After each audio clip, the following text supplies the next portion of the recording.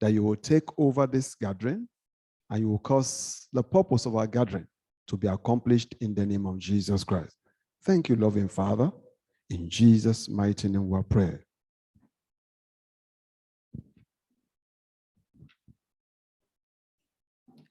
Shall we rise, please, as we call on the CSIs for the university anthem?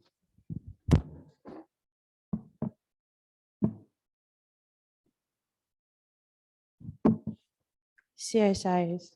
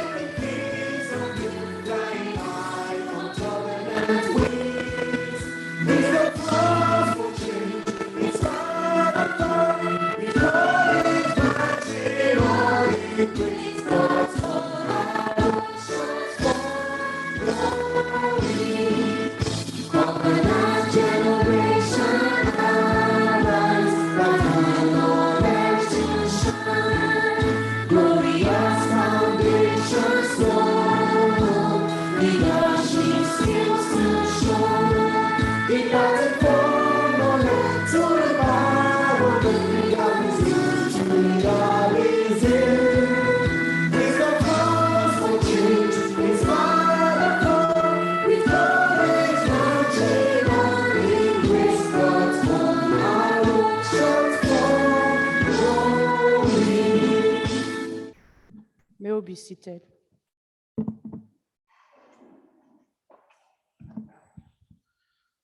Vice Chancellor, ma'am, permit me to roll out the protocols as established for this event.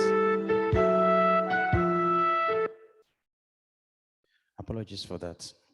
The protocols: the Vice Chancellor, Landmark University; the Registrar, Landmark University; the guest facilitators for this webinar; the Dean, School of Postgraduate Studies; Dean of Colleges here present; the Dean, Student Affairs; heads of academic departments, that is the HODs; the professorate, the chaplain, Landmark University; all academic and non-academic directors here present; members of faculty and staff; postgraduate students here present; ladies and gentlemen.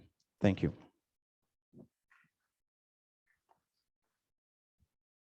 The Vice Chancellor, ma'am, permits me to adopt the established protocol as I welcome the Director for Landmark University Center for Research, Innovation and Development, Dr. Adeolu A. Adediran, for prologue of the webinar.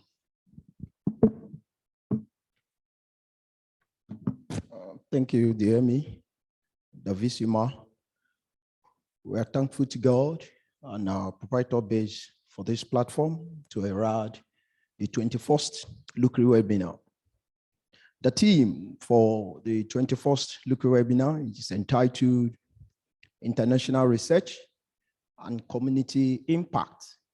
And this will be facilitated by no other person than our renowned international researcher who has made community impact both locally and internationally. And in fact, he happens to be a direct mentor of mine, and as well as a good number of our professors seated here, that God has graciously used him to mentor us. We're highly favored to have him, Professor Gani Obo, in our midst today. And I'm sure he's going to do justice to the topic, because I know this is what he loves doing. I want to encourage every one of us to sit tight, because we are going to be highly impacted this very day. Permit me, before I take my seat, to quote from Peter Mouvail. He said, I quote, "What we find changes who we become." So on this note, I want to say welcome to every one of us.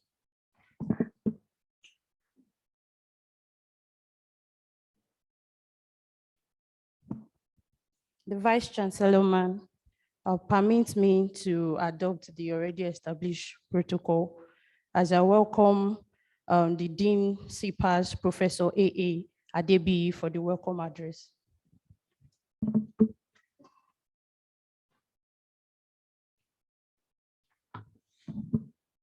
The VCMA standing on establishing protocol. It is my joy this afternoon for the college to host this 21st Lucrid Webinar by the Department of Biochemistry in collaboration with the School of Postgraduate Studies. I want to welcome first the VC for his time to be in this place, the registrar, and all other management that are present here. I also want to welcome our facilitator for today, Professor Hobon. You are most welcome, sir. I want to welcome all our postgraduate students that are present, and I want to say that this is another time for you to, increase your knowledge base that will enhance your research output and eventually will rub on the community. The topic that will be discussed today is international research and community impact. And the essence, one of the primary purposes of research is to impact the society, to solve problems that the society can make use. And today, you'll be showcased, how to go about it, doing a quality research that will bring about impact in the society. And that is the essence of research. On this note, I want to welcome everyone to this meeting. I want to keep your rapt attention that at the end of the day, everybody will be blessed and our knowledge will be enhanced. Thank you. You are most welcome. Thank you, sir. The Vice Chancellor, the registrar is not physically with us here, but is ably represented by the head corporate affairs, Mr. Olajide. A round of applause as he comes to make the registrar's remarks.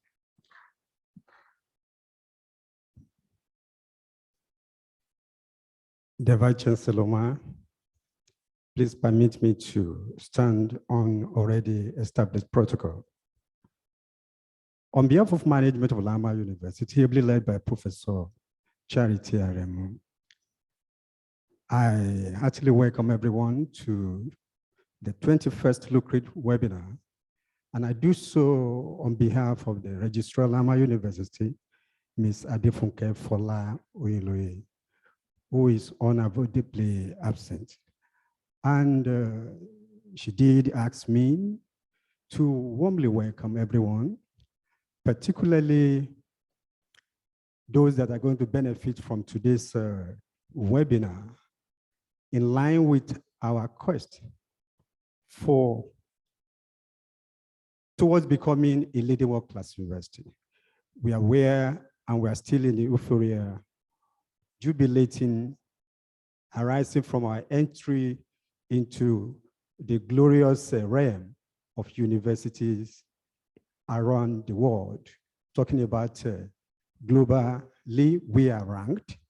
And beyond that, we are craving to become a leading world-class university.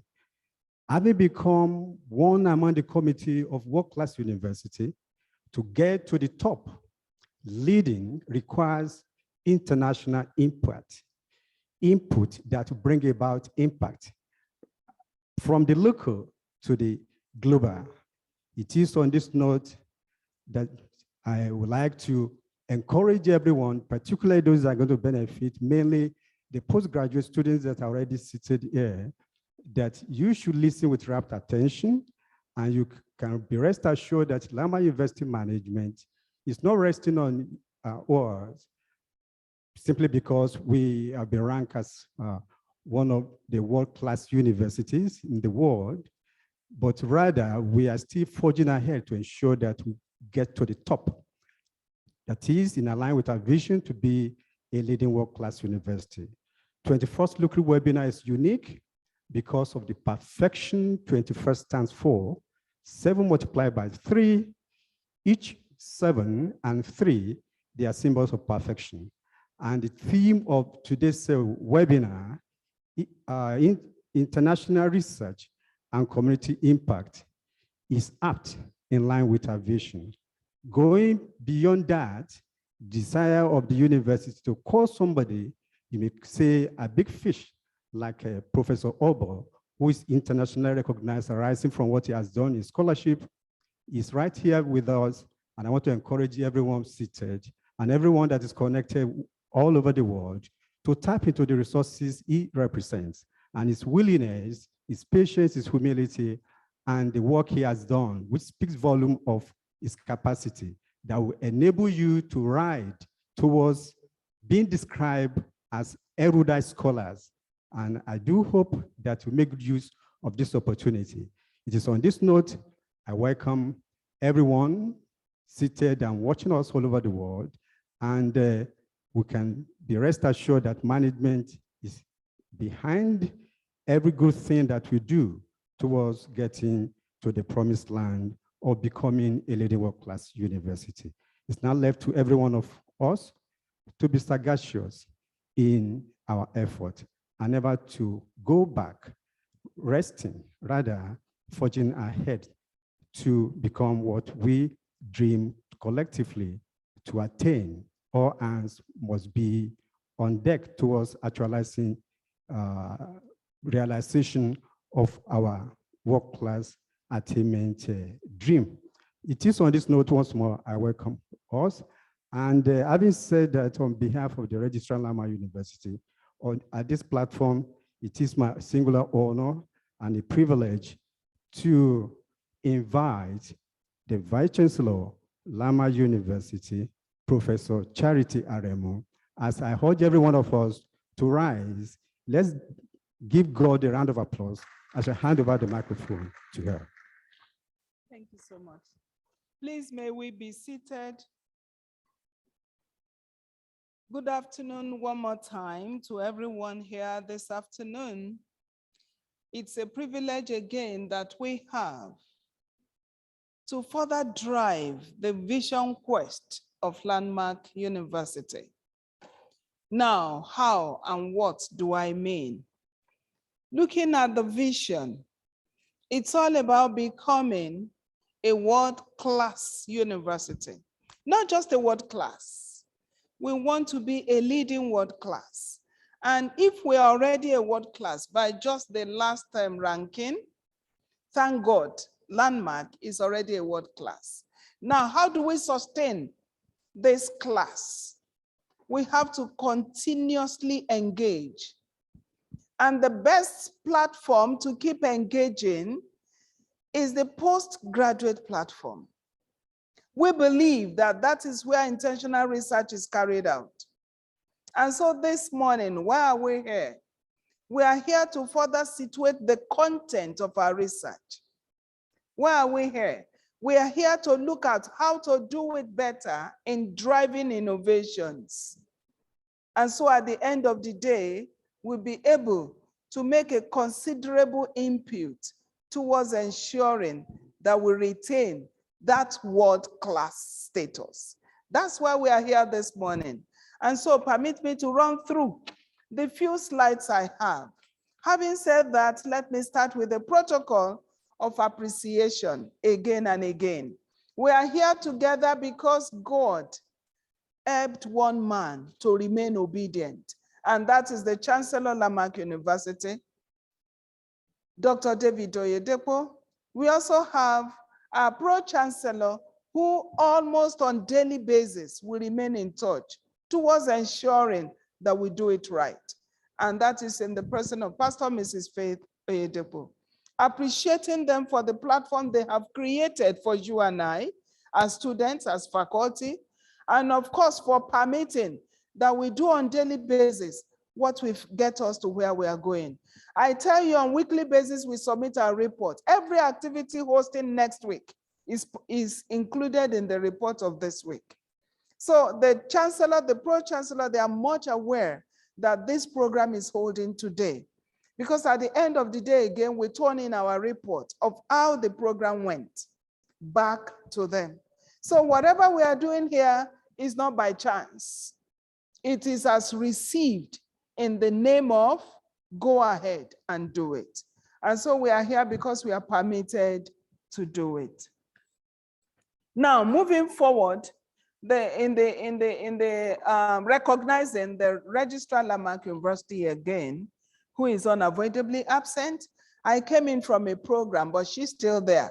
So we had to find a way, to ensure that both run concurrently. No wonder we have the head corporate affairs representing him. I also appreciate my deans here seated to be part of this program. The dean representative of the School of Postgraduate Studies, Professor Olaskomi Bamiro, and the dean, College of Pure and Applied Sciences, Dr. Professor Ayodele Adebiyi. And of course, I recognize the HOD, who is, of course, where our facilitator is part of us. As we speak, our facilitator is an adjunct with us. We just must get in touch with this personality. Recall those of us that were part of us about 2 sessions now, we brought in Professor Obo to be part of our preparatory. I think it was our first, was it our first matriculation ceremony? Yes, he was part of us in our first matriculation ceremony at the postgraduate school. And that was when we had the public lecture.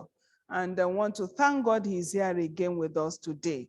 We wouldn't want to let him go because we know what he carries. And until what he carries rubs on Landmark, rubs on some of our postgraduate students, we will not let him go. And so we appreciate you, sir, for coming again to be a blessing to us. Let me say that his coming today was not by me.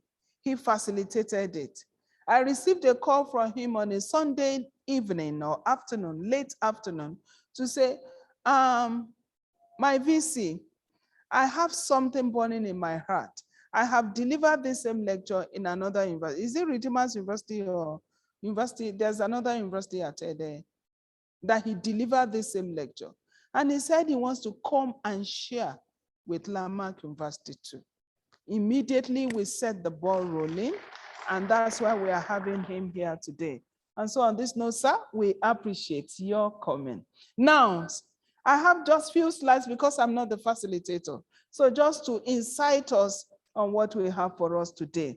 Our mandate, we will always say, is by way of introduction, please move the slide. Our mandate as a university is to teach, carry out research, and then carry our research beyond the shelves to the community. Therefore, we must ensure we do this, especially that last one, community impact. We cannot impact the community without carrying out a needs assessment, knowing what the community needs, and then giving them what they need through our research effort. And so that's what we stand to do. We must be seen to stand to do as a university. And so on this note, I also want to say that we should remember that every day the world is evolving. And if the world is evolving, we must also move along the world that is evolving. Looking at these 2 photographs, many, many years back, decades back, all of us, we came out from this hut. It may not be us, but our parents or our grandparents. They started their living from a house like this. But I tell you today, you can hardly find huts like this in compounds. You can hardly find buildings, huts like this in communities. Why? Because we live in an evolving world. And so we cannot continue to say, oh, because my grandparents lived in a house like this, that's the same thing I must put in place. No, no. Everyone is aspiring to live in a best place. And that's why that second picture counts, matters in this context. The evolving world, we must follow through what is happening today and leave behind us the past. Anyone dwelling in the past will not move forward. And so moving forward, you must also be carried along the competitive world. If we have a vision and a mission as a university, and we say we want to raise solution providers, we want to raise individuals who will become leaders out there and reform their world, we can't raise individuals who will go out there and be looking for palm fronts to build. No, nobody will accept that leader. You must keep up, keep at pace, join, and be part of what is happening in the community as we speak, either locally or globally. And so that's the essence of ensuring that we brush us up, we remind us of what it takes to drive innovative research. Creativity and innovation, they go together. It's when you create something new that you have an innovation. And what makes it new? Because you refuse to do it the old way you've been doing it before. And that's why you need new ideas. You need new things, new knowledge, how to do it right, so that you keep up with the requirements, or what we call the checklist for ensuring innovation takes place. Now, innovation now, yes, looking at this picture, new ideas, new knowledge, improved methodology is what we drive in LAMA, our departure philosophy. Not following people the way they do it out there. Continuous improvement on whatever we have. Your faculty, your lecturer, your supervisor, he doesn't have to be the custodian of knowledge. You, as a postgraduate student, you as a faculty, you can bring up something new and take it to your faculty, to your supervisor.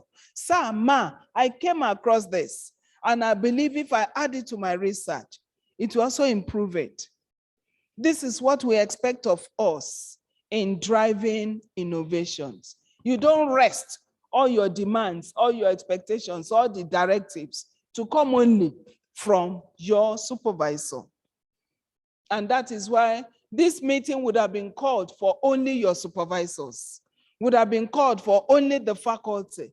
But it is targeted at you, the students, because your input is key, not even the input of your faculty, of your supervisor.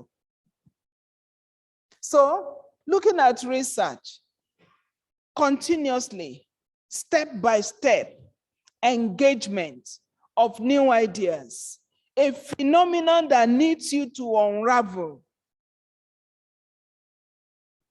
so that you can bring up something new that will impact your environment. Every farmer has a hoe. So if you go back now and bring up the normal hoe, nobody will see it as anything new. Every farmer, they are used to a kind of variety that they plant every season. So if it is the same variety you are introducing to them, you will not catch attention. So we are looking at what they will consider. When you take it to them, they will stand again and say, wow, I think this thing is different too. That's when you are carrying out a meaningful, purposeful, impactful research. Again, I want to therefore believe this afternoon that in answering the questions in the area of innovation, in answering the questions in the area of impactful research, God has privileged you and I again to host the facilitator. And I want to congratulate you for being a partaker again today. Some persons who were partakers the last 2 years, they are no longer here, except for the PhD students. Those of them that came for masters, they are gone. And so if some of them are privileged, before I came up, I saw about 18 participants already been joining us online. And adding to us, we are over 50. So I'm happy that the audience, the target audience, are part of this meeting today. And so on this note, I want to congratulate you and I for teaching, for sitting under the teaching of Professor Ganiyu Obo this afternoon. For those of us that have not met him before, you can just Google through, just type in Professor Ganiyu Obo. Like I said that 2 years ago, I never knew him. I was just in quest of how do we advance, how do we improve our postgraduate studies. I never knew him, I never knew his content. Just, at times when I'm free, I go online, I check people out. And then when I saw that he was leading, wow, in citation in Nigeria, sir. You can still check him out. He has chains of postgraduate students. When I saw it, I started asking questions. Who knows this man? How can we connect him?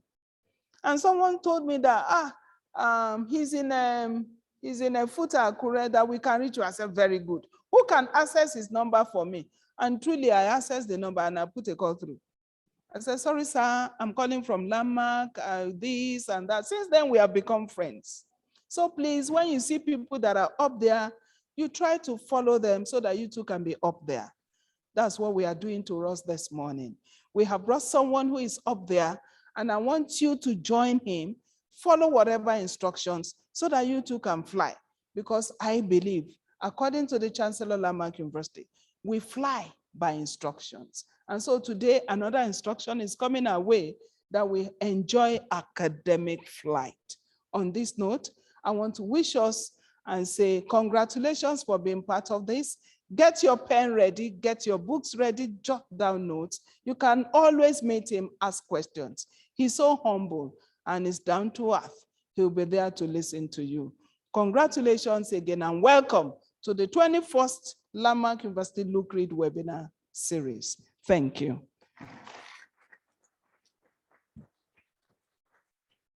A round of applause again for our Vice Chancellor. Thank you, Ma, for your eloquent remarks. Permit me right away to welcome the HOD of the host department, Professor Olanrewaju Oluba, for the citation of our facilitator. A round of applause for him. Thank you. With the permission of the Vice Chancellor, may I request that the facilitator for this 21st webinar series remain standing while I read his citation. Professor Ganiyu Obo is a native of Ibie-Nafe, Edo State, Nigeria. He came to this world on the 28th February 1970.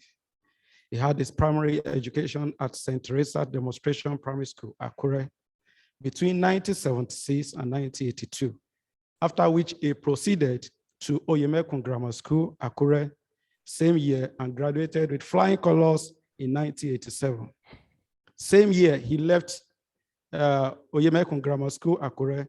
He was admitted to the Federal University of Technology, Akure, where he bagged a B.Tech degree in biochemistry in the year 1992. He later had his M.Tech and PhD degrees in applied biochemistry from the same university in 1997 and 2002, respectively. Thereafter, he proceeded to the University Federal de Santa Maria, Brazil, for his postdoctoral training in biochemical toxicology in 2005. He had his second postdoctoral training in food biochemistry and toxicology at Technik Universität Dresden, Germany, between 2007 and 2008. He joined the service of the Department of Biochemistry, Federal University of Technology, Akure, Nigeria, in 1997 as a graduate assistant, from where he rose to the position of a professor in 2012. He has served as the Subdean School of Postgraduate Studies between 2010 and 2011, acting head of Department of Biochemistry, FUTA, between 2011 and 2012, substantive head of Department of Biochemistry in both Federal University Oye, Ekiti, 2014 to 2015, and Federal University of Technology, Akure, between 2015 to 2017. He was the director, Center for Research and Development, FUTA, between 2017 to 2022.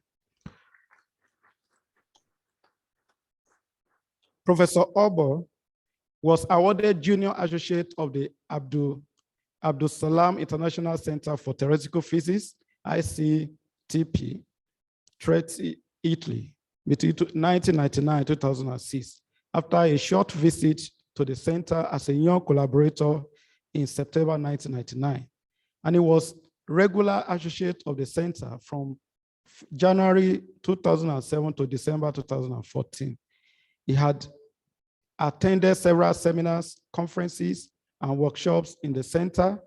He was a TWAS CNPQ postdoctoral fellow in Santa Maria, Brazil, between 2005 to 2006. Alexander von Humboldt postdoctoral fellow in Technische Universität Dresden, Germany, between 2007 to 2008, and Trent University of Applied Sciences, April to July 2018, Germany. Cass Tours visiting scholar in Institute of National Sciences, Chinese Academy of Sciences, Shanghai, China. In 2009, he has won several research grants from donor bodies such as African Academy of Sciences, AAS, the World Academy of Sciences, TWAS, International Foundation of Sciences, IFX, Alexander von Humboldt Foundation, Consejo Nacional de CNPQ, and Tertiary Education Trust Fund, TED Fund. He was awarded the Best Researcher in 2009 and 2012, and the Best Inventor in 2018 at the Federal University of Technology, Akure, and has received a couple of other awards, both in FUTA and beyond. He was a visiting scientist to the Department of Life Sciences, University of Trieste, Italy, between 2003 and 2014, and Department of Life and Environmental Sciences, Università Polescentia de Italy, 2014 to 2016. He was recently elected a fellow of Nigeria Academy of Science. Professor Obo's research works of developing functional food products have become focal points in the research for complementary stroke alternative therapies for the management of several diseases. This has attracted lots of collaborators within and outside Nigeria. He has published over 450 research articles in referred journals, both locally and internationally, as well as several published conference proceedings and book chapters. He presently has 6 patents and 3 products in the market. It's noteworthy that he is the researcher with the highest citation on ranked Nigeria #1 biochemist and second best scientist by Cyber and another independent Scopus-based survey carried out in Cranfield University, UK. He was ranked among the top 2% scientists in the world, top 10 in Nigeria, and #1 food scientist in Nigeria, and in the ranking in Nigeria, and in the ranking released by Stanford University, USA. In the recent ranking released by AD Scientific Index Limited, he was ranked #1 researcher in Nigeria and #1 biochemist in Africa.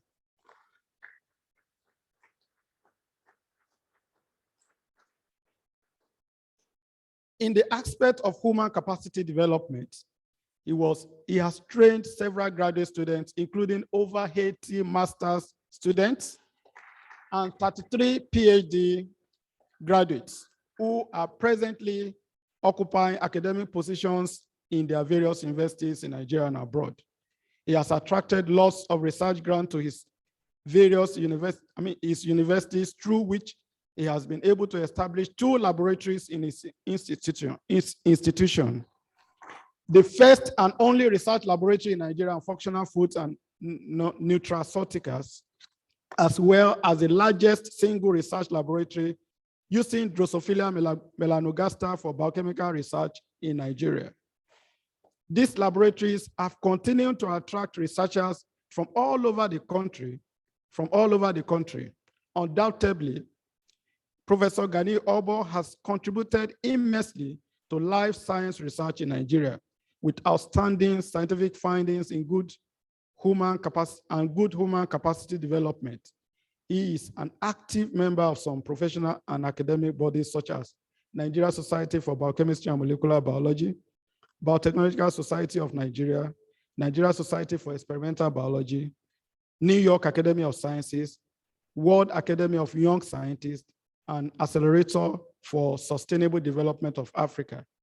He is a devout Christian and happily married with children.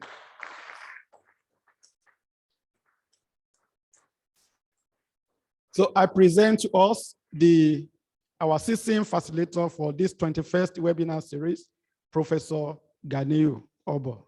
Thank you.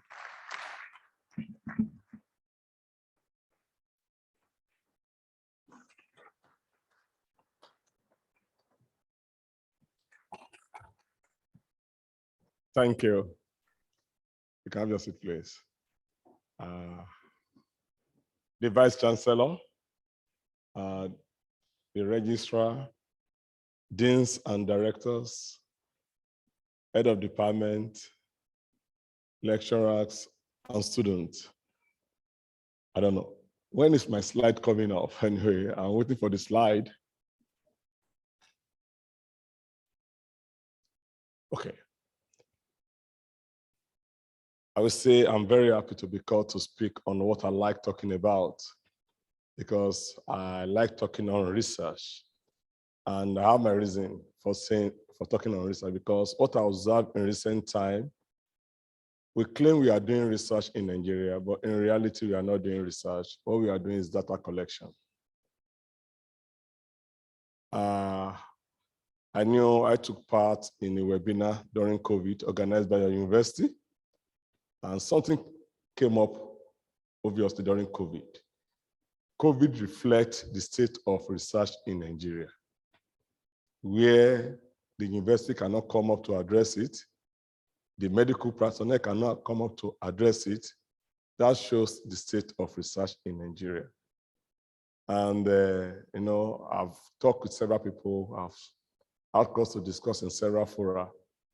But what I've come to conclude is that in Nigeria, do we really do research, or we just collect data to earn a thesis? So the first slide, please. Okay. Though I love the definition of the Vice Chancellor on research, I also have my own definition, because there's a point I want to drive out. I think we have some things in common in our definition. There, I define research as the systematic collection, analysis, and interpretation of data to answer a certain question or solve a problem.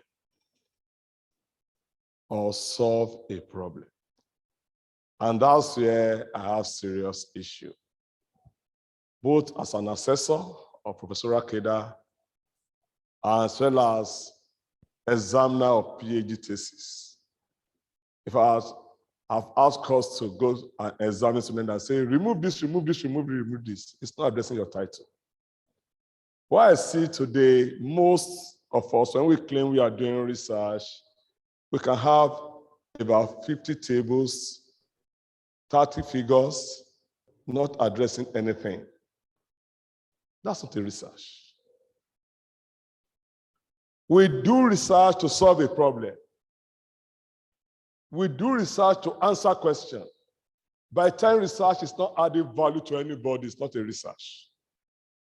The essence of doing research is to add value. But what I've come to realize today, we do research based on available equipment. That's not research. We do research based on available facilities. That's not research. At the end of the day, you have data that is not addressing anything. I hope at the end of the talk, I would have been able to make some impact. Next slide. Yes, I have a cascade there telling us the routine thing in doing research. We are used to that. Next slide, so I don't want to speak more on that because we are used to that cascade. Now, I want to speak on the present state of research in Nigeria university. That's why most of my talk in universities, I have another talk in another university next week. I speak more on translational research in recent time.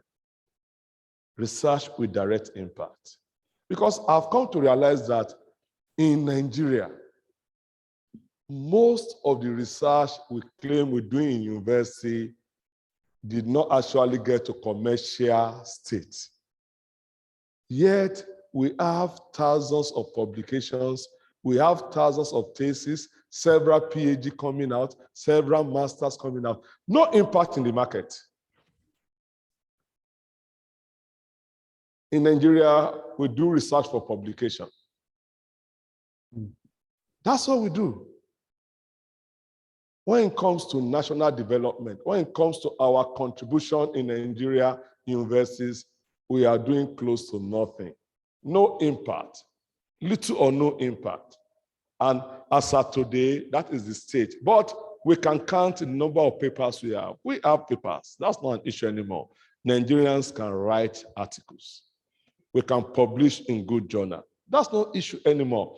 But the question we are asking that of all these articles we have published, of all those things we have so-called, how many of them can we see in the market? No impact.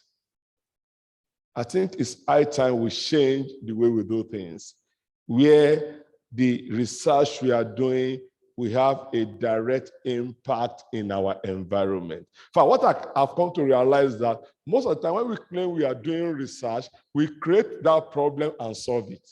In reality, we leave the existing problem. That's the research we do. We create a problem and we solve that problem and we leave the existing problem outside. That's the research we are doing. And easily you can argue your case and push it to high impact journal. Then you'll be having papers. Even you, the author, the best you get is promotion. Next slide.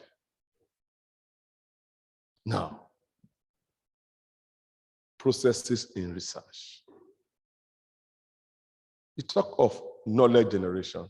Truly, we are generating knowledge. You know, there was a time I was with my host in Italy. We were just discussing. He said, come. He said, I've been going through your work. You have a lot of primary data. You should go beyond primary data. Convert those your data to tangibles. Do I think that changed my mentality? I must tell you. We have a number of publications. Instead, I've been monitoring your publication. I've come to know that you have publications. Now, move beyond just generating primary data. That's why it's called that in my lab now, we are more into product development. We don't bother ahead about trying to get fresh data anymore because the data we have generated, let us take it to the next level. So there's a level you generate data. Then you go from that generation to knowledge application now. And that's one major gap. We have weak translation from knowledge generation to knowledge application.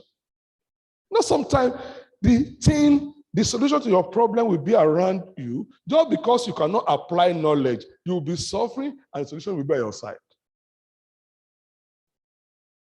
Knowledge application. Then commercializing those stuff, we talk of the era of knowledge diffusion. You have to dilute that knowledge. It's not just that the thing will just stay at the level of publication. Next slide, please. Now, why do we undertake research? Number one, I told you to solve problems. And a place like Nigeria, we have enough problems to solve. The other reason why we undertake research, there we try to define basic and applied research. Research could be basic and it could be applied. Yes, we promote both, but in reality, I was in a meeting in Bonn, that was in Germany. They told us, you are from a third world, you have enough problem to solve. Why are you burdening yourself with basic research? I was telling a colleague that, I said, because we had a training for some of our colleagues last week on proposal writing. Somebody said that, I said, what I've come to realize, basic research is even more difficult than applied research. Basic research requires more sophisticated equipment than applied research. Because now I'm putting on a blue suit and you want to do research to prove that this color is blue.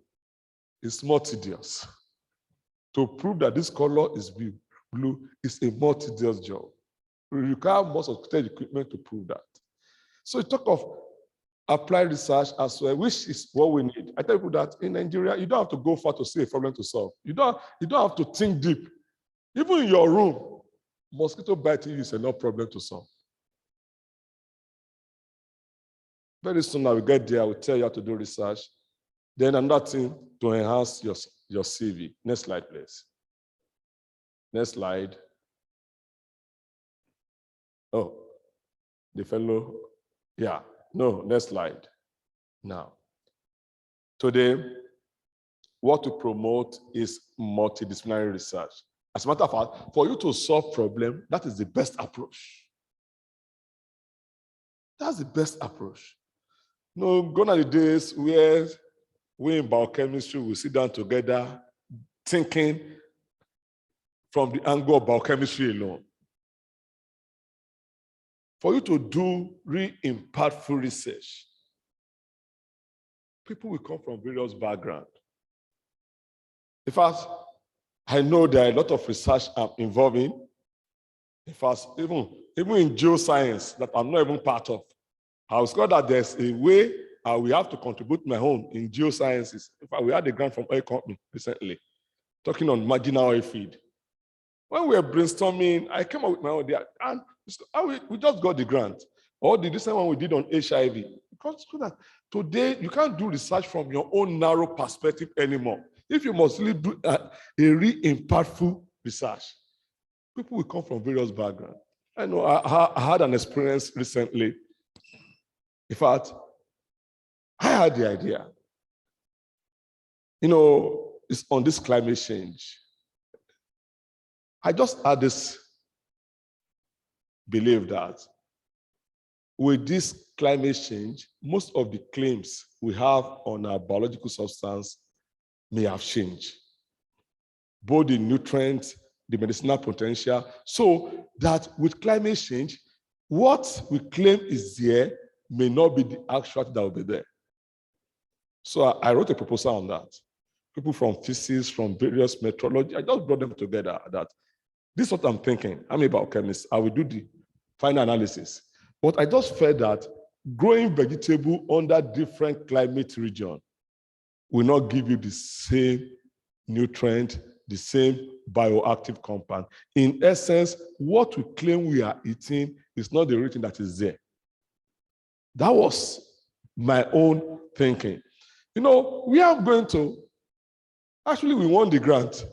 When I came to execution, I said, come, I only wrote as biochemist, so I don't know how we will get there. You come and design the weather station, design this. All I'm waiting for, grow your vegetable, let me analyze. Then I said, Prof, this, I said, just do, I just wrote as a biochemist. I just felt this is what is going to happen. But there's no way I can achieve it if somebody from meteorology will not come and design the weather station, somebody from physics, people have to come, somebody from agric. They have to come there that just grow the vegetable for me. Bring it, I will analyze it. So for you to address problem today, you need people from various fields. I talk of basic and other stuff. Next slide, please. Next slide. Okay, no, go back, please, go back. Now, selecting research topics. I will spend some time here. Most time people think doing research is rocket science. No, there's something I've come to observe in recent time that there's geographical aspect in research. That I will tell you why. Go to Italy. You know they are doing research, the same field. There are areas of emphasis of their research. Go to Germany. There are areas of emphasis of their research. Like in Germany, it's one of the strongest places when it comes to chemistry. I did my second postdoc in Germany. Go to Brazil. Like when I go to Brazil, they will just give me something on selenium. And I realized that the soil in Brazil is very rich in selenium. And they are trying to make the best of the selenium. What am I trying to say? There's no rocket science. Nigerians, we have our own peculiarities. By the time you leave your peculiarity, you are emphasizing somebody else, you may never make any impact. So that's one problem we have. Most of the thing become more loud. Those people that had their training abroad and they come back home. Usually it's a serious issue getting on. So how do you select your research topics? Number one, your personal experience. That's why I said this is not rocket science. Your personal experience can determine the research you are going to do. You have had some funny encounter along the line. You can make it a research. I'll tell you, in fact, most of my research, and that will determine the level of interest I will pick in the work, if it's something that I address. You know, I was teaching somewhere yesterday. There was this lady in the class. I know she was absent. I said, lady, you are absent in the class. There, but our mind is off. After the class, I just called her. What happened to you? He said, sir, the class made me to remember my dad, that I lost my dad last week. I was speaking on how you can manage diabetes, memory loss. He said, my dad died of diabetes and memory loss. No, that was, so immediately I mentioned that thing, that how you can manage it using this, that all the products I've developed. He said, that will happen, that I just remember that this is why my daddy died. What am I trying to say? Personal experience can become your research. There's a research I'm doing, and I'm still doing, and I'm getting grant. That research is based on my personal experience, bitter leaf. I say it anywhere. The only time I remember I ever fainted was when my mommy gave me bitter leaf, and I went off. And since then, I've been trying to study bitter leaf. And in fact, you will see it. One of my recent things on bitter leaf is to develop a beer with the bitter leaf for diabetic patients. I just got the patent about 3 weeks ago. But what informed it was my initial experience. And since then, I've been trying to explore everything I can explore from bitter leaf. But how did I start? I want to know why I fainted after taking bitter leaf. From there, I discovered that this thing has a lot of potentials. And up till now, I'm still exploring those potentials. And my interest is personal experience. That this same bitter leaf, some people enjoy it, but when I take it, I will react. That is my own interest. So, and I've got several grants, on bitter leaf. There's this other one, when I went to Brazil, battling with pepper, my host gave me some drug to analyze. I said, no, I'm a food man. There was this garden, we used to see my landlady's pepper, both ripe and unripe. I said, let's work on it. In fact, one of my lectures in Ife, all through her life, first degree to PhD, she worked on pepper. And what are we now doing with pepper now? How to use pepper to manage your brain, how to use to manage azemia, how to use to manage memory loss. But it wasn't a thing I went to out of whatever. That this one, in Nigeria, we don't eat green pepper, except now that you are doing your crazy rice. But then we just go to the garden, whichever one we see, we pluck. One day I just brought the pepper to the lab. I will say, what? I said, this is what I want to work on. I said, getting a lot of interesting results on pepper. There was one I even did that when you remove the seed of pepper, I now tell you that the level of tea you are going to lose.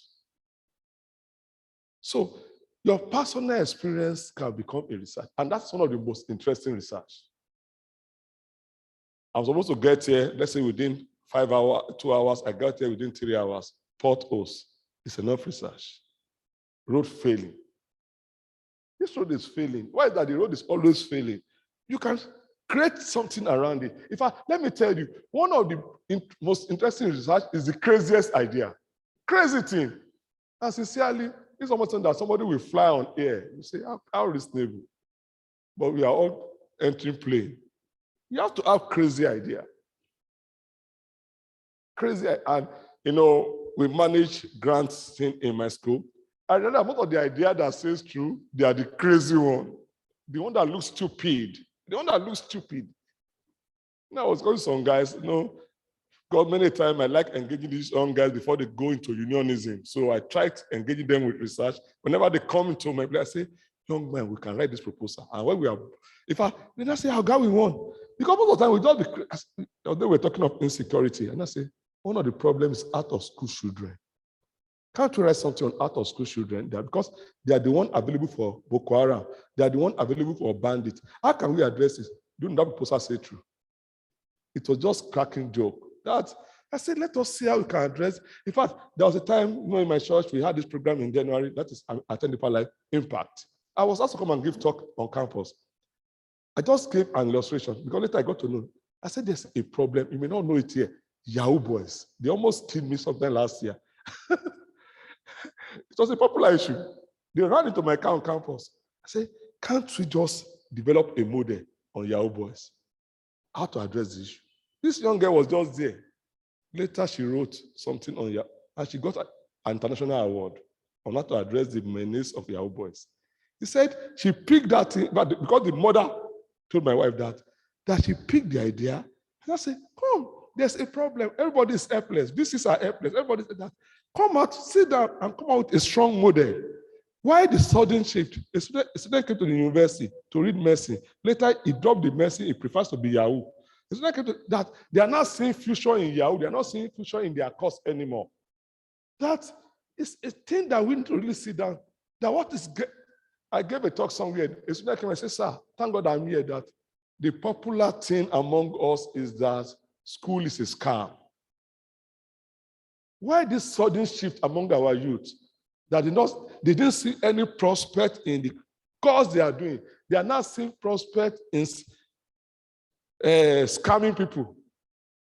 It's a social problem.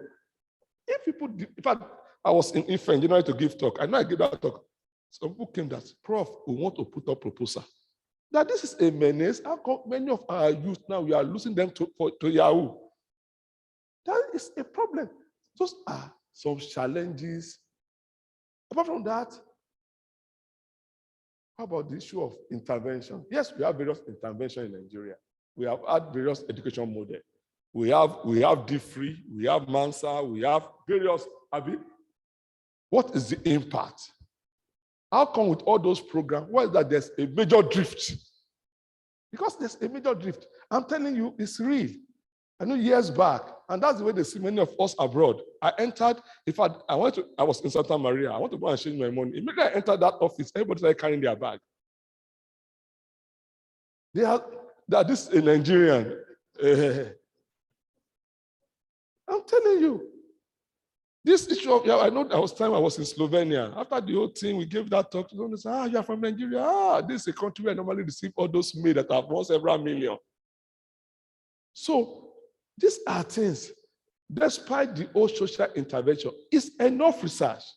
You don't need to start looking for non-existing research. There are problems. Let me tell you, when you talk of fund, such get fund readily. Because the fellow assessing you may even be battling with that thing. Probably is almost losing on his children to Yahoo. And you're not coming out that this is what we can do. Then curiosity. There are a lot of things that goes on around. You may decide to go into it. Then state of knowledge in your field to advance knowledge, good. Then solving a problem. I can assure you there are more than enough problems to solve. Like when I gave this lecture at Adeleke University, I know the provost of the PGC said, Prof, you have said something. He said, come, I'm into political science. That right there, she came up with two valid ideas. He said, sir, this issue of vote buying, can't you write proposal? I said, it's a good one. May I tell you, you cannot, any proposal on vote buying in Nigeria, a good proposal, it will be funded. Because even the president is helpless. We are all condemning it, vote buying, but we cannot solve the problem. And you know, come on that, yes, the menace of vote buying, and you come up with a well-articulated view. People will put their money. Today, you will be in PDP, tomorrow APC, tomorrow SDP. Cross-cutting, just crossing party to party. Come up with a good proposal. These are not rocket science. These are problems we are seeing every day. But you know one thing in Nigeria, we all analyze problem. We are in the university. Nobody is sitting down. No, last time I was talking to my friends in agriculture. I said, come, that I have problem with you guys. They said, well, I said, stop talking about Fulani S-men. I said, even in my university, you see the cow moving around. Here we award from first degree to professor. All we see is the same cow. That I was in Santa Maria. That was the first time I saw the metabolic cage for cow. And we are even told in Brazil, they have the population of cow is ×2 of human being, but you never see any cow in the streets. That means the researchers have done their own work. That the Fulani are only doing it based on what they know. All they taught them is that move them from one place to the other. Tell them how they can do it better. But I can shock you, nobody has even sat down to design a research proposal on how to rear cattle better without destroying somebody's cassava, somebody's maize. These are proposals. These are issues. Because we have been shouting of Fulani herdsmen for more than 10 years now. Have we? Nobody has really come out that this is our best. That in Nigeria, taking Nigeria case, the peculiarity of Nigeria, building your proposal on that, if for us to address the issue of this how best to rear this cow, this how best to do this thing. And if you can go this way, go this way, go this way, go this way, that we will have less problem. These are the things we are talking about. It's not just, sometimes I look at this, I say, that what is the meaning of this? You have not addressed any issue, just talking of the same old story, the same old story. But that's why, the VC gave a slide, which I really love, the past and the new. Many of us still remain in the past, thinking in the same old way of thinking, the same era of frozen meat, mineral analysis, this type of old traditional research. We should advance. Next slide, please. Next slide. Who is operating the thing? I don't know who's operating it. Oh, it's no more operating. Okay, yeah. Now, your research question. I'm happy I'm dealing with PG students. Many of us, yes, we have idea. I'm an assessor. I assess research proposal, both locally and internationally. Some will have that big idea, but the idea, how do you want to go about it? What they put in place is not feasible. Feasibility, very, very important. Any good research idea must be feasible. I tell people, including myself, and I train people that as a supervisor, once I want to give my student project, the first thing I target is that at least 80% of the job, you can do it in my lab. I'm not saying in the university, in my lab. Then we can have the other 20 to 10%. Because if at the end of the day, you cannot do the 10%, I can still graduate you with the 80% feasibility. Any good idea should be feasible. Then, not only feasible, it must be interesting. It's not just that you are doing, they will tell you that, what are you doing? What are you doing? I'm doing this. Even the fellow you are telling, they'll say, what are you doing? What you are doing should be interesting. There was time I was in Johannesburg. A woman met me and said, you people, you are always traveling. You will not stay at home. I said, come, let me tell you what I went to do in Brazil. I'm away from my Brazil. That, I know it's a woman. I now have to take her to our kitchen. That, you take tomato, that, let me tell you one of my discovery, that tomato has this thing, it has lycopene. By the time you cook it, it's better. By the time you fry it, it's better. I just took her to our kitchen, that is cooked tomato, fried tomato is better than raw tomato, because the natural lycopene in your tomato is 6. By the time you fry or cook, it changes to trans. I called the woman attention. And when you have this lycopene, it's good for your eyes, it's good for this. Whatever thing you are doing must be interesting. Then it should be novel.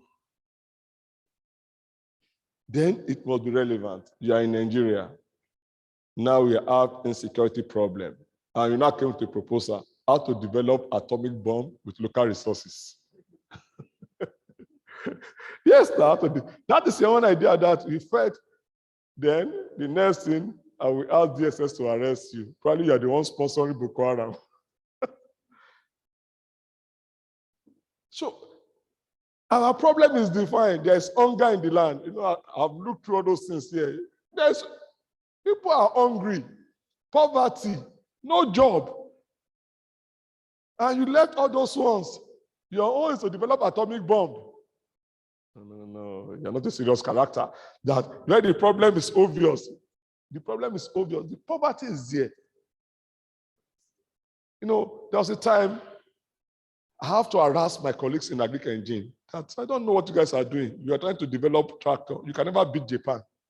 Why are you bothering yourself? Let me tell you, even in Germany, when I was in language school, they taught us how to do car. Doing car is like a normal thing. Because the town I went to, that's how they produce Volkswagen, Dresden. So to use car is like, they even taught us in the class, they were teaching us German language, they taught us how to build car. So you that he has never even built one thing. So why can't you exploit where we have strength? I said, let us exploit where we have strength. And I said, come. So at least they are falling now. I said, come. Go from Kwara, Kogi, down to Abuja there. Locust beans, park here. It grows very well here. People are coming from abroad. Even my in-laws abroad, we get this thing, we send to them. Now, many people like Iru, but they don't like the way they handle it. Can't you develop a small machine?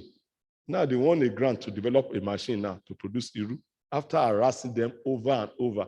That instead of, there are some that to promote small and medium scale enterprise. It must be relevant. It's not. Next slide, please. Next slide now. Today, many industries are collapsing because most of our research are not addressing industrial need. I think that's one area we should really work on. Trying to have an interface with industry, what can drive industry. Not just doing research, which research can drive industry. Though there's a problem because I've attended several fora, industrialists, they keep on saying that, you say that industry don't come. And what I kept on telling my colleagues is because we have not done research that people need. If you do what people need, they will definitely come. They say industries, they don't invest. I say I differ. That if you do what people need, they will come. They'll be looking for you. But the problem is that most of our research are not need-driven. So you have done it, you want to force us to use it. But our research should be need-driven. If it's need-driven on their own, people will come. Next slide, please. Now, new ways of doing research.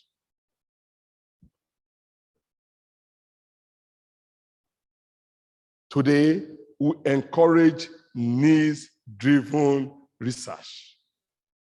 It's not doing research for the sake of doing it. What do we need?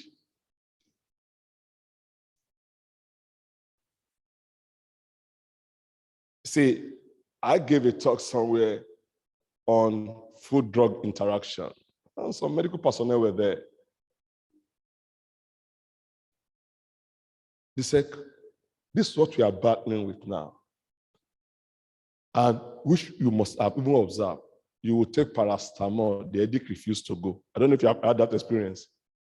That you will take the drug, even malaria is even more horrible.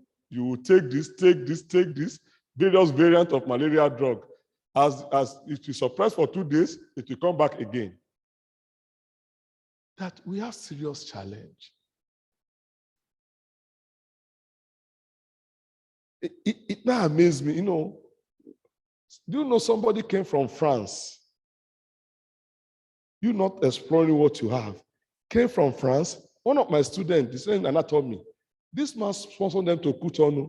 Tell me what you want to do. You want to be producing beverages for malaria. You in Nigeria, you never knew you need a beverage for malaria. It's a Frenchman that knows you need it. Need-driven research. Next slide. Next slide. Now, I will spend some time here. I'm happy I'm talking to the younger ones. I'm not talking to people in this side of the bench. Let me talk to these people. Yeah. I have 3 main points here. If you want to be a strong researcher, one beauty of research is to behave erratically.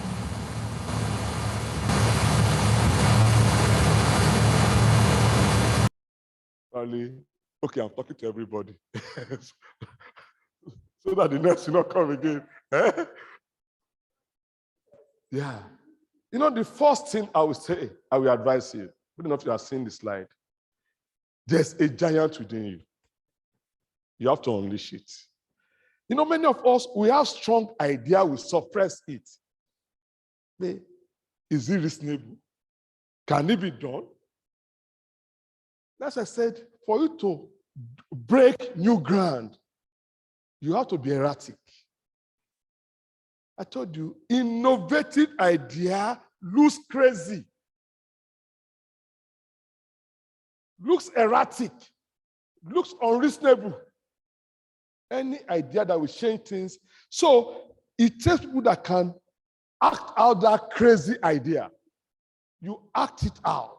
So the first thing you have to do, you have to unleash the death. There are some idea that comes up inside you. When you say, if I say this thing, they will say I'm crazy. Have you? If I say this thing, they will say, but in reality, those are the ideas that will make the difference. But unfortunately, we suppress them. We suppress them. That's why we are not making impact. So the first thing you have to do, unleash that, break that barrier. Then the second one. Nothing in the world is more dangerous than sincere ignorance and conscientious stupidity, says Martin Luther King Jr. Sincere ignorance. I said something during that COVID era. They took some of us to Dubai. We were having a meeting. I said, come. I said, why are we deceiving ourselves? COVID. That most of us, I told you, I won't mention those names because they are big guns in the country before somebody starts quoting me. I said, we deceive ourselves a lot in Nigeria. That most of us know that most homes in Nigeria, they have a pot where the boy won't live or the other. And in the morning they drink it. We all come out as if nothing has happened. Now, why are we deceiving ourselves? That put money in this area of research. Instead of everybody come, chloroquine, this. Most of them, they took something different at home. In fact, I was in the university to give talk. After the talk, I said, come, I can't go to bed like this. So I've met several people today that I say, I must go to the market to buy something and prepare.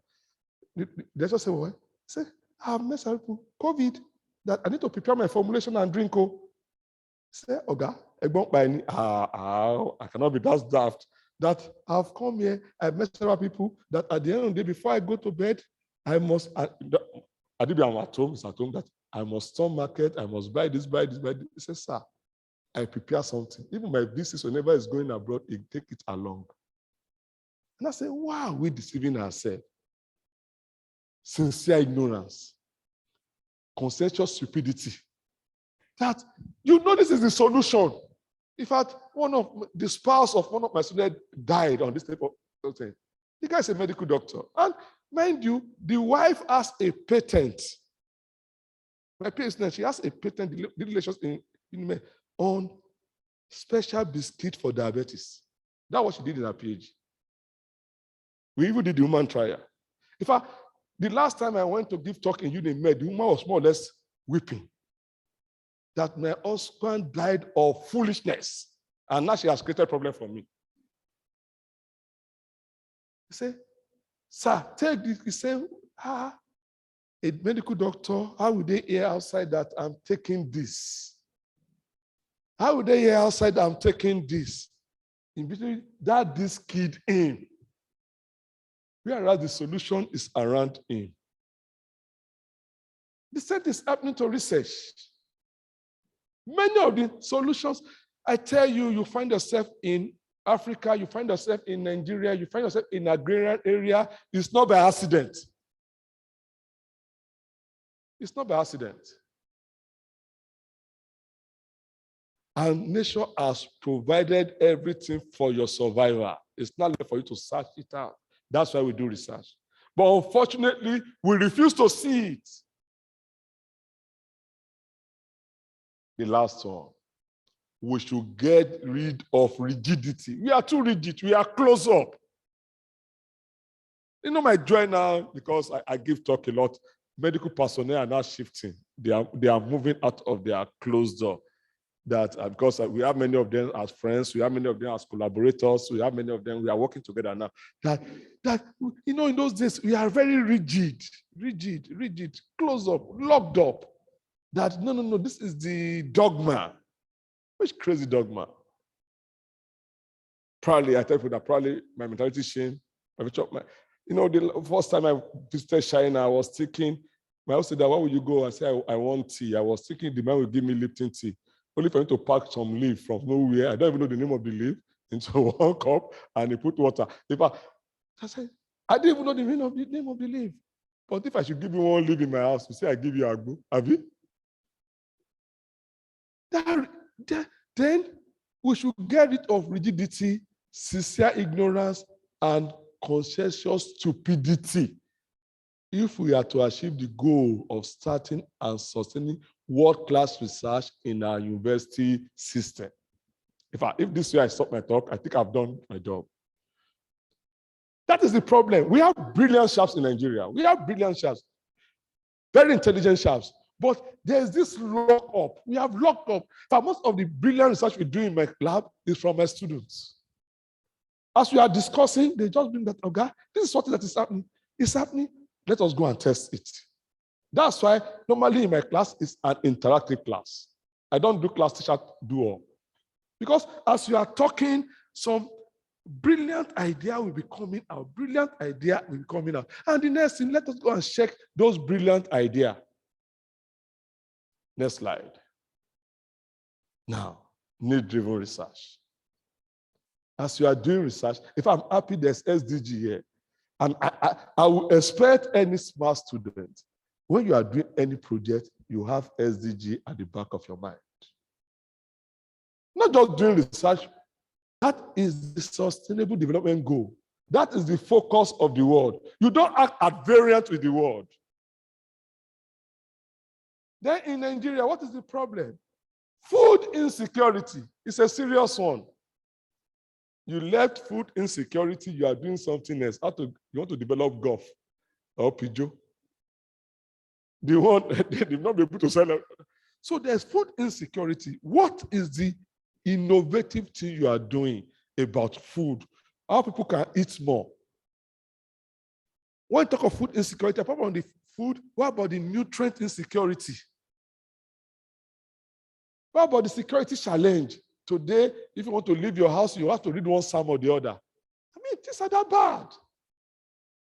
But unfortunately, we are all analyzing the problem. Nobody has really sat down. I know there was a time I had to challenge them in our space center that you just say you are this center of space. Is it not possible you write a proposal? If they kidnap somebody, you have to trace them. And they wrote it. They won the grant using drone technology that you need to monitor wherever the kidnapper is and the fellow, right in your office. So these are things. Poverty today. Students are going to school. That's why they are opting for Yahoo. They are not sure after PhD they are going to get a job. Is there anybody addressing it? Nobody's addressing it. Rather, we lecturers will say we want to retire at age 100 because we are not sure of pension and gratuity. We are, it's like when my daddy retired, I'm say, yeah, daddy has retired. I say, it's good now, let daddy retire. If daddy didn't retire, how will I get a job? But in Nigeria, grandpa will want to be on the same government salary, papa, and it's not possible. Somebody has to come out and say, for us to address the problem of poverty, unemployment, this and this, come up with some serious models.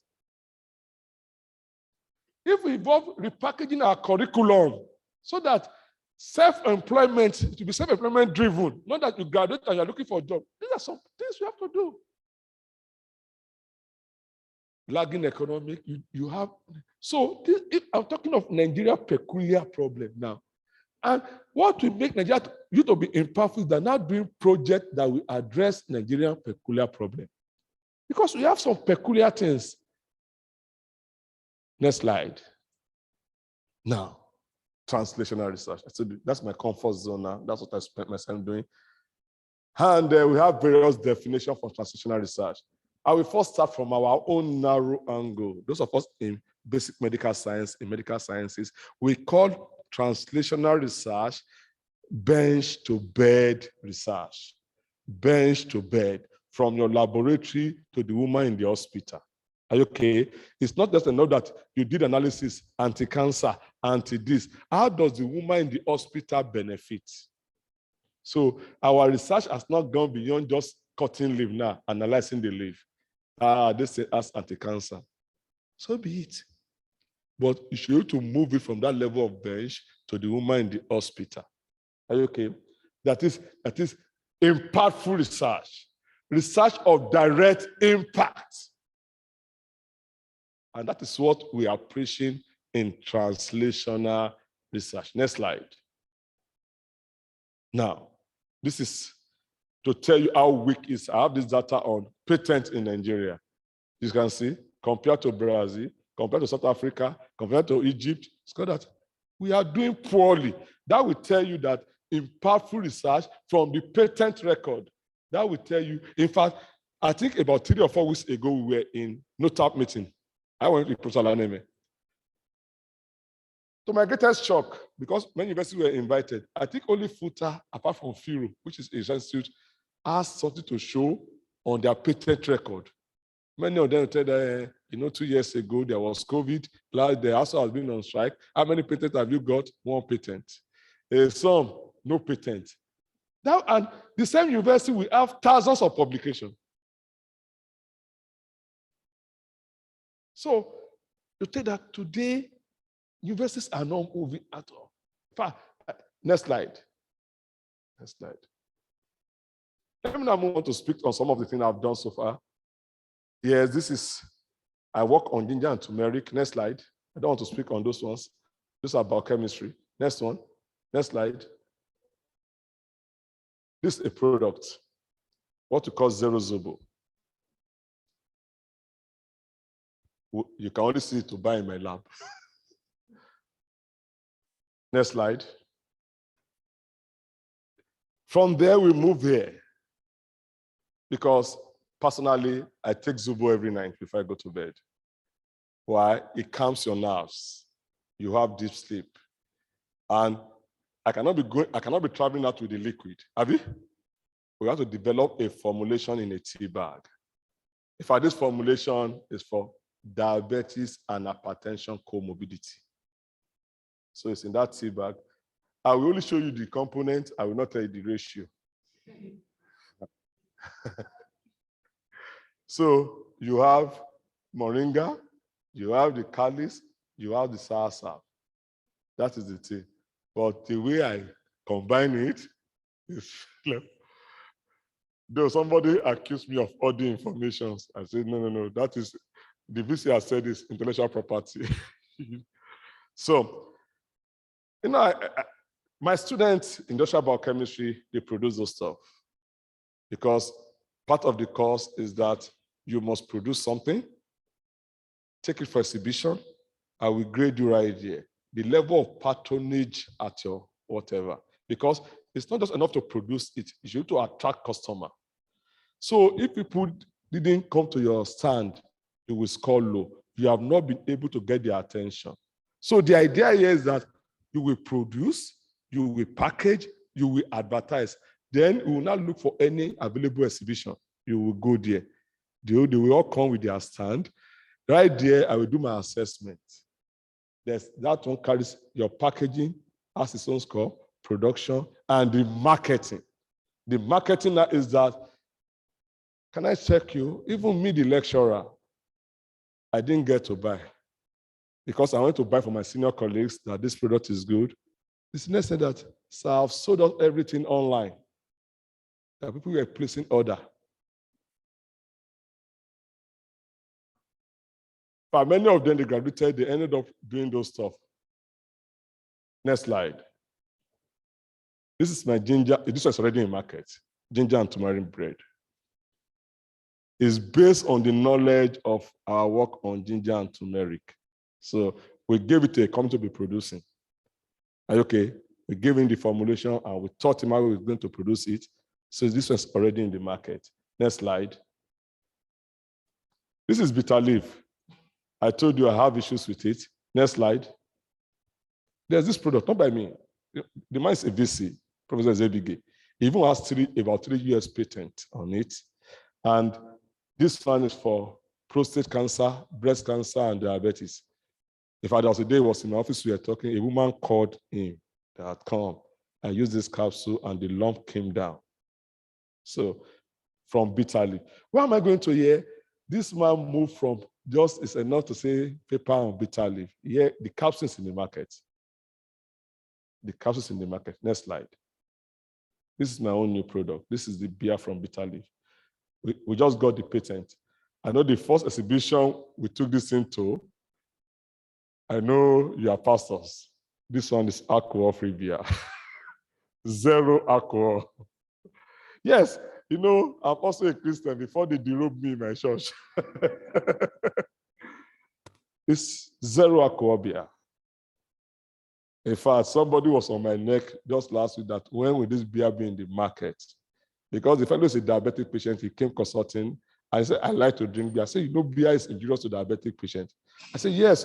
He said, when will your beer? And when people have expressed interest to invest in the production, why we didn't give it that all along is that we want to grab the patent. And we grabbed the patent recently before we transfer it to somebody to commercialize.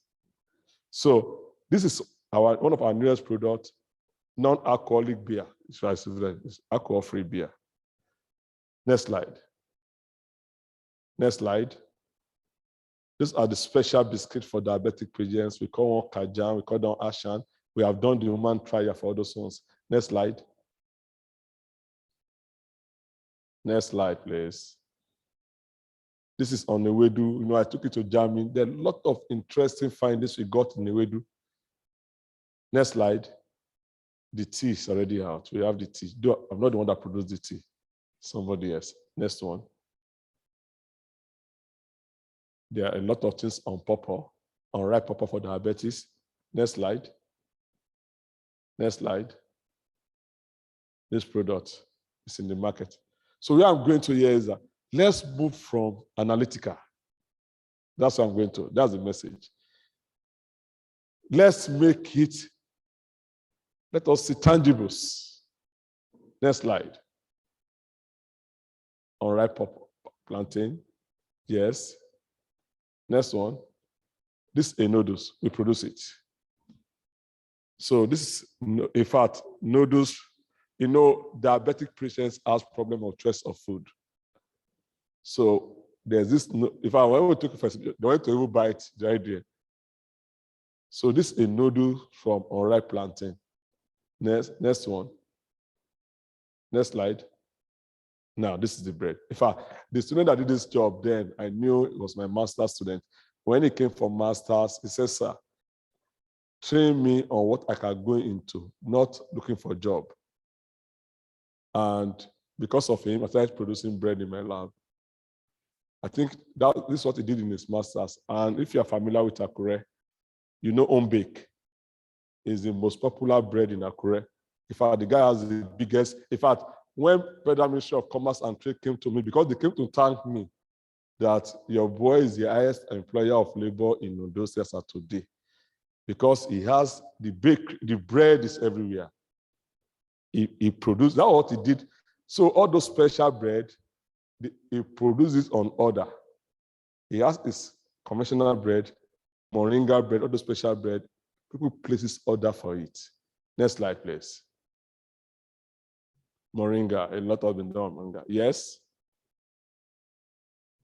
This the capsule is there. Next slide. Yeah, this is our own product. Moringa lotion.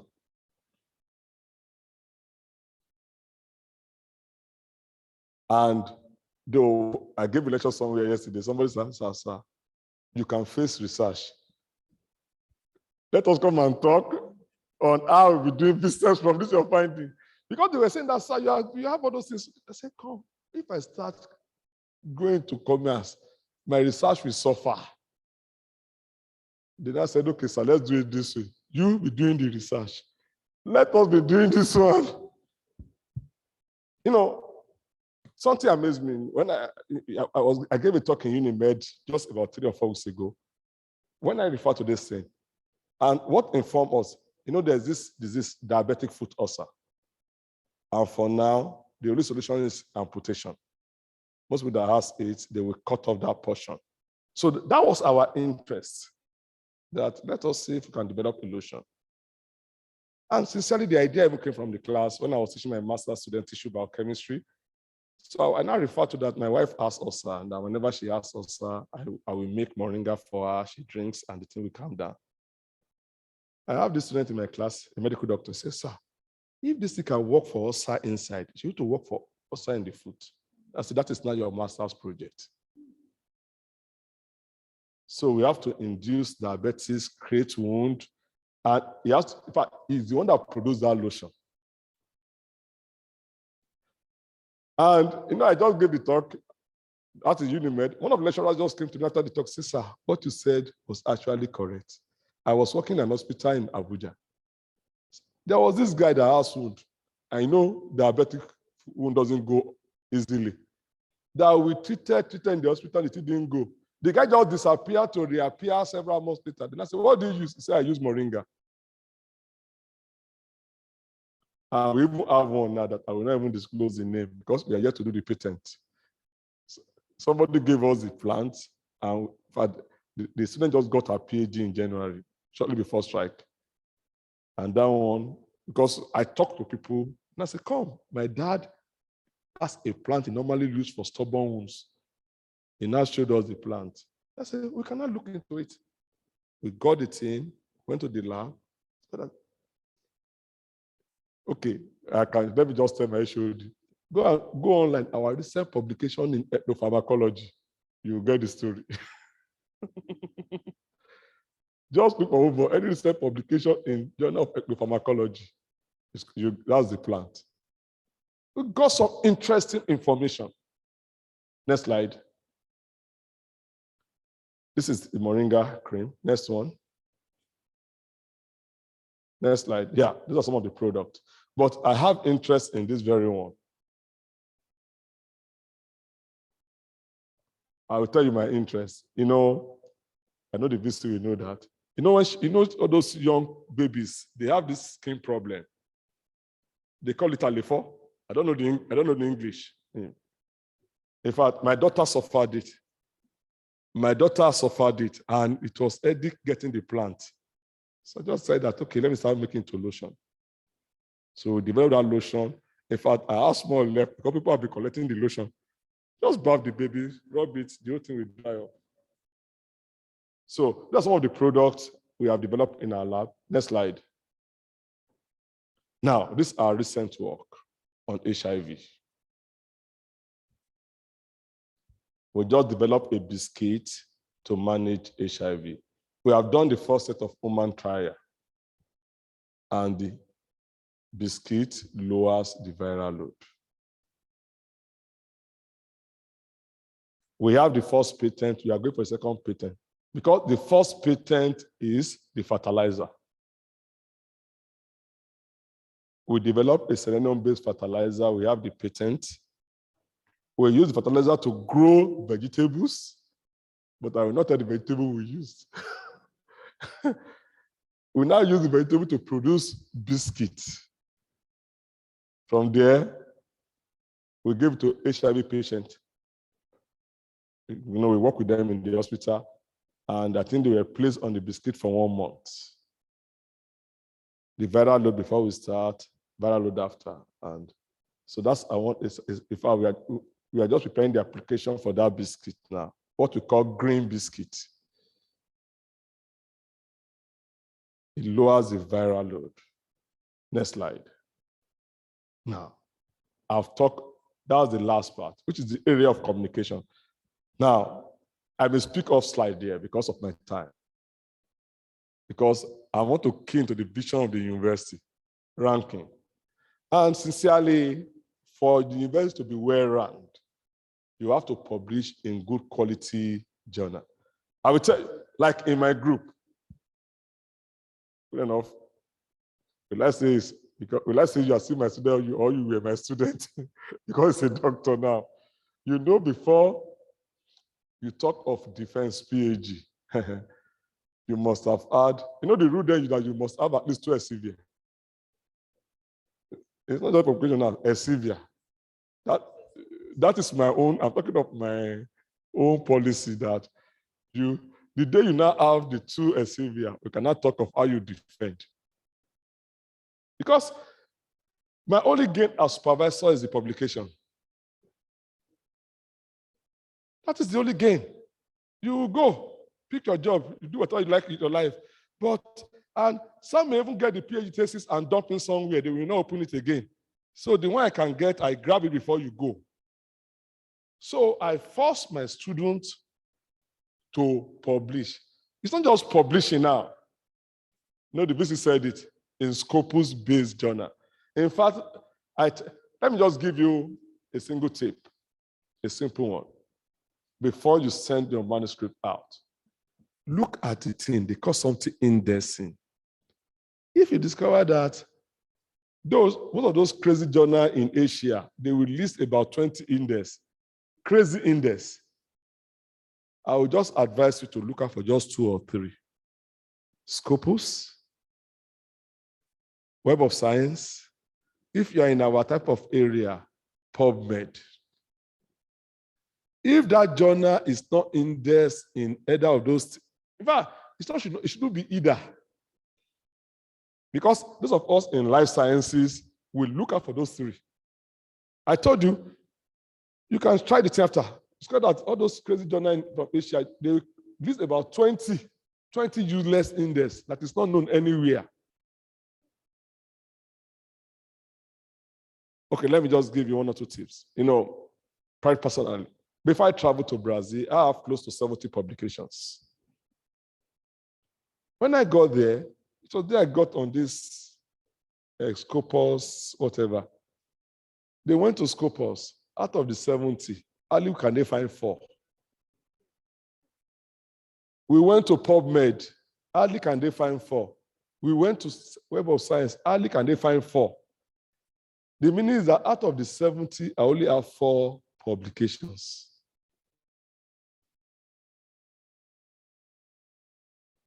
Though on my CV, I listed 70.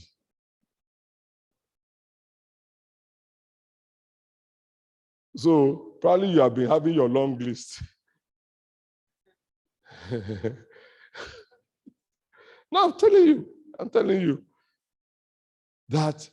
So Immediately I came back from Brazil, my student knew I just gave that order. Before you drop your article at all, look out for this, look out for this, look out for this. Once you satisfy that, look out for their impact factor.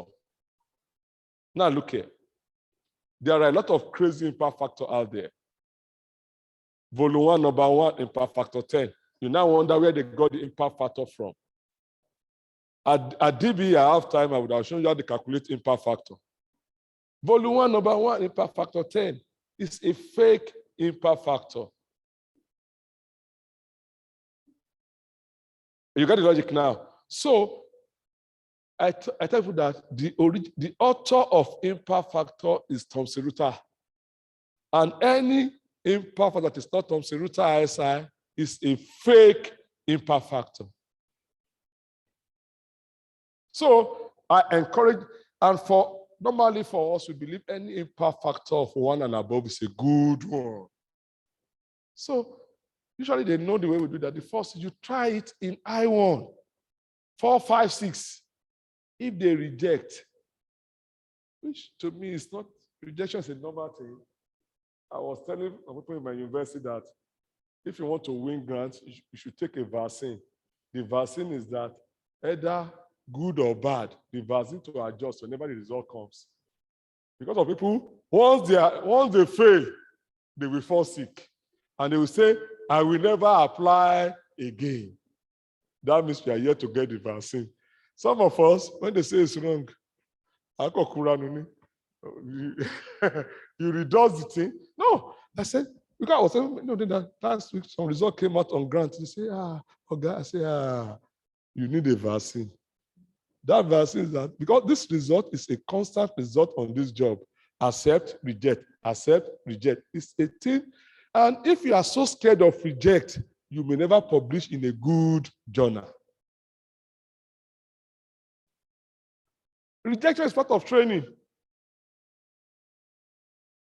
I tell students that most times we lecturers, we don't have time to read. The time to read is when your article is rejected. Have you? You now want to go and find out why they reject it. That will force you to read. So in essence, so what I'm trying to say here is that you look out for the impact factor. Try I1. If you go for 5, they reject it, you can go to 2. Have you? But make sure you didn't publish it in a journal that is not well indexed. Otherwise, let me tell you, most things today, whatever today, you may send. I know the time I was an interview panel when I was in Oye. A lady came for readership. She has a long publication. And there's something we did then. Before you come for the interview, we would have gone online, get your Scopus information. You did very well. And I said, how come with this your list of publication, you have just one in Scopus? And he said, the university I'm coming from is not emphasized. I said, that's not before us. Today, in fact, I do it a lot. Whenever I go on a cultural assignment or go to a university, the first thing I do, I will go to the Scopus, assess the people I'm going to meet. I have an idea of my audience. So when I go there, I can almost say, this is what you have, this is what you have, this is what you have, because I do that a lot. The point I'm making here is that if there's any time to start, you start now that you're a student. It's not that when I become a doctor, it may be difficult then. And if you're not used to it now, it may be difficult for you to get used to it then. I know one of my PhD students, the first paper I published, I blasted him that you want to determine the level you want to be operating. No impact factor. And that was the first and the last he did. So you look out for that. Are you okay? Then there's this one that is in the news now, H index. I have it here. The calculation is here. It's here. You know, in my university, I trained them on how to boost your H index, on how to boost your citation. The student knows that. I will tell you that if you want to boost your citation, do a project of high relevance. That is it. Because if you do a project of high relevance, everybody, like take for instance, I used to give them let me just release a little because she do release our own password. I said that if you want to do a work, like it was in life science, any work you do on soya beans, any work you do on some plant, bush in land, everybody, because, or take for instance, now, you know a white man likes coffee, Abi, and you now do any paper that coffee can improve memory. In fact, right from impress, people will be that because you drink coffee, I drink coffee, you all drink coffee. How does coffee affect me? Before you know, your citation will be very high. So that for you to grab high citation, you have to do a job of high impact. I'm just trying to tell you some trick. Then H index, either you like it or not, whether you get it or not, that's where we are going. I know NUC is even asking for one now presently. Abi? I-10, Abi? Because I know NUC is asking, we are collating it. So you cannot escape it. Then how do you have good I-10? In fact, that was not making mockery because when we entered the list, we know that there are even many lecturers in our university that have 0 I-10. The list came, they say 0 lecturers. That is your article that was cited just 10 times. No single article cited 10 times. So that will not affect on how you do your research. Because for your article, I have a student, very few articles, but high citation. He has 2 strong articles that are well cited. Let me now go on to my conclusion to save our time because I'll spend more than 45 minutes. Oh, how many minutes have I spent? Okay, no, I want to rush the thing because I'm still considering going back to Accra today. Let's go to my conclusion. Where should I submit? You have my slide, I will drop it here. Yeah, what to consider, those things, just go. Yes, I have a lot of slides. Plagiarism.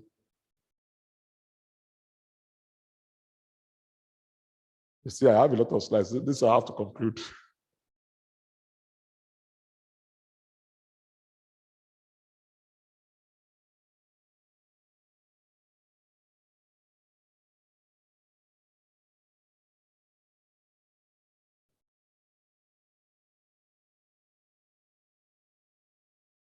Yeah.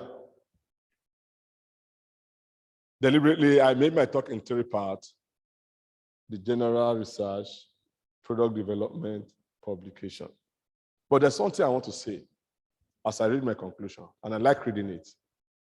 I said, as more and more research we carry out in our respective laboratories, let us bear in mind that it is incomplete until that information can be translated to a product in quotes. What I mean by product is, how does it impact you?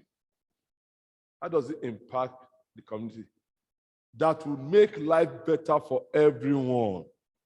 So the essence of doing research is to make life better. So if your research is not making life better, what you are doing is data collection. Thank you.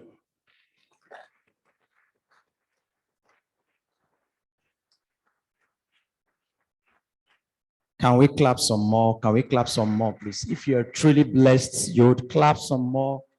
Thank you so much, sir. This has been truly, truly enlightening, informative, and educating. We'll be moving to a quiz session, the Vice Chancellor, of interaction, where we would allow for persons who have questions to ask, especially from our guest facilitator this afternoon.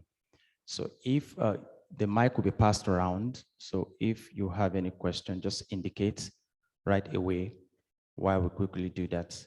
And if you would prefer to just write it out and send it across so that we could read that it's also be appropriate. Is there any question? Okay, there's one there. So we just take all the questions at one breath. Then, yes.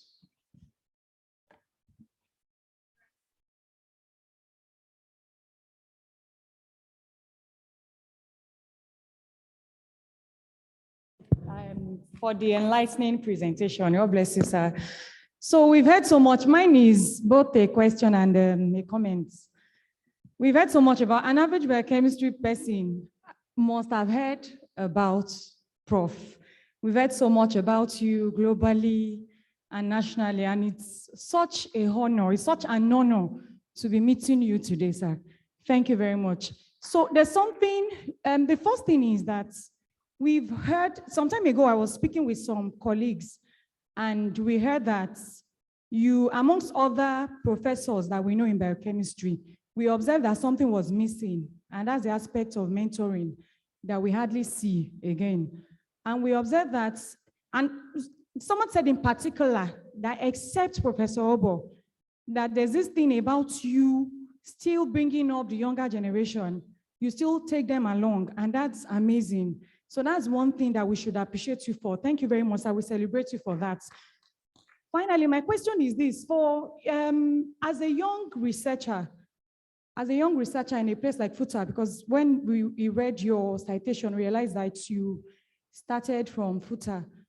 So the issues in Nigeria that has to do with power, funding, with science research, power, funding, and what else? What other issues? Equipment, facilities. I don't know how you were able to navigate these factors and still, move ahead because of, you have to still be promoted and all of that, in a place like Nigeria. So what's the advice you have for young researchers with respect to this? Thank you, sir.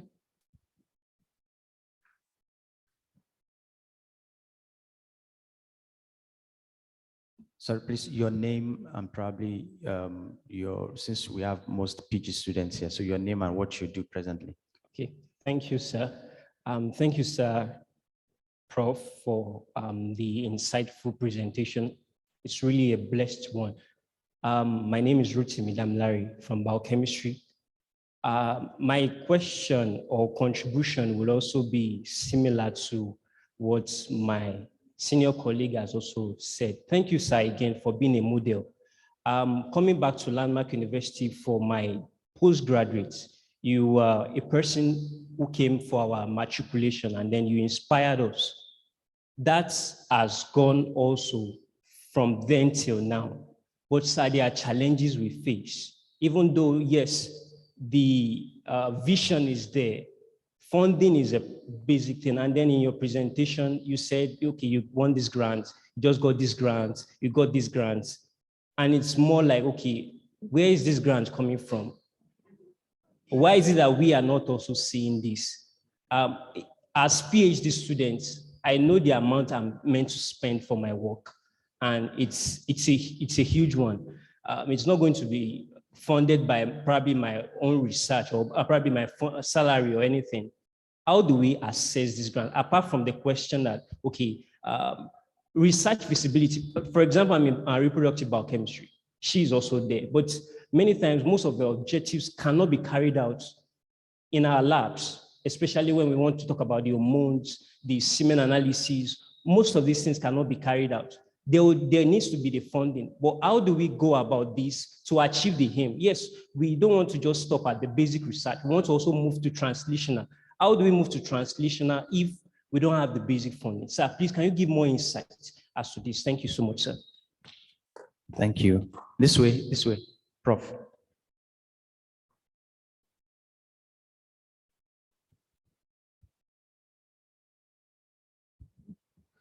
Thank you. My name is Oluwalarewaju Michael, Department of Biochemistry. My question is, Prof talked about relevance, research, the relevance of research to addressing societal problem. I think the problem we have as researchers also borders on the fact that even the universities that are supposed to drive the research is not actually recognizing our position within the universities. I'll give an instance. Landmark University, as of today, we know we have our challenges. And some of these challenges can be addressed through research. But is Landmark University turning to the human resources in terms of faculties who are doing research to actually come up with a research-based solution to their problem? If that is not coming, if the university does not even recognize our impact, how much more will an industry from somewhere recognize what we are doing? So take, for instance, the issue of our commercial farm. We have people in agric, in most of our departments, that can help through their research in solving this problem. So, Prof, how do we become relevant if our university is not even turning to us in coming up with solutions to the problem bedeviling it? Thank you. Thank you, sir. Do we still have any further question? In the absence of none, a round of applause as we respectfully invite our guest facilitator again to attempt those questions. A round of applause as he comes forward, please. Thank you. Sincerely, those questions are germane questions. Those are questions you see almost everywhere. I will start with the question of the issue of relevance. It's a serious issue, and it's not peculiar to this university. I know there was a time we wrote a proposal then when my university started this fruit juice industry, and we now felt there's a way we can harness the byproduct. Till tomorrow, my university has never patronized the thing.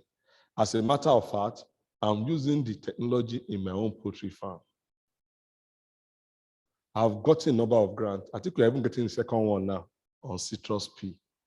In fact, the first grant we got, about 30-something million, is how to use citrus pea to produce chicken with low cholesterol. But sincerely, the idea was meant to address our fruit juice industry that has folded up. Because what we are thinking there is that when you get your orange, the juice is about 30%. You throw 70% away. So we are trying to develop a technology on how you are going to harness the 70% you threw away. But as scientists, we didn't give up. We just kept on. Since our university will not patronize us, we're just getting funds from every available thing. If I knew when we went to defend one in Abuja, they said, we are waiting for when we are going to see this your thing in the market.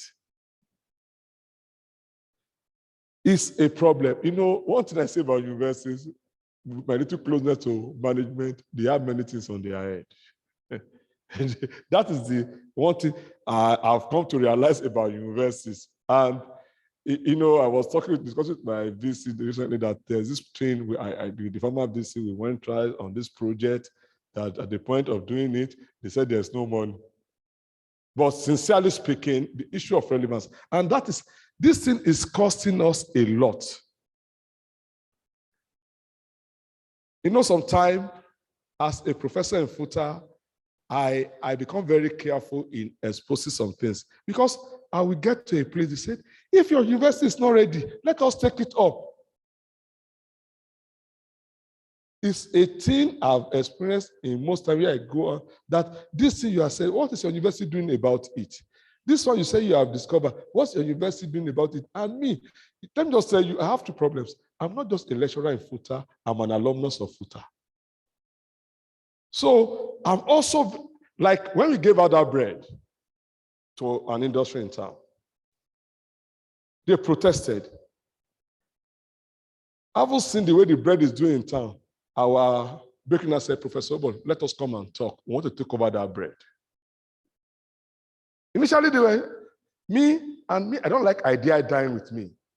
So when I fed the university, I went out of my way to get people from outside. Now they are not coming that, come, we have to talk. We want to be producing this bread, not somebody producing. Because even the company producing it in town, another company in Abuja wants to join so that they can produce it in Abuja. the point I'm saying here is that many a time it's a common problem with our universities. But even this one, I think we have more frustration than, because when I ever go out to give talk, they say, the first thing they ask that, what is your university doing about this thing? The best I started doing for my university was entrepreneurship, training students. I have close to 60 students that comes to my lab every year. We train them on all those things. And some of them, when they graduate, they go into that business. Since my university will not want to key into it, so my own is to be training students, which I do every year. I train students on cosmetics, on various products, various 4 lines of product. I train students every year. The university send them to me, and I will now train them on those things. But going to big time. So, but sincerely speaking, it's not just university, no, even our country. I posed a challenge in a university. We're talking of COVID. I just say, come. That my friend in Canada, when he had COVID, he said, Prof, I used the local app from Nigeria to cure COVID. But in Nigeria, can you say, I even told them in that university that when they brought vaccine from abroad, it was cleared within a day by NAFDAC. Abi? But Nigeria own product, they said they are still testing it. No, Nigerian product, we are still, and up to today, they are yet to come out with results. But the one that came from abroad was cleared within a day when they do the testing. And yet, people took 2 doses of that vaccine, they still die. That's what I'm talking about.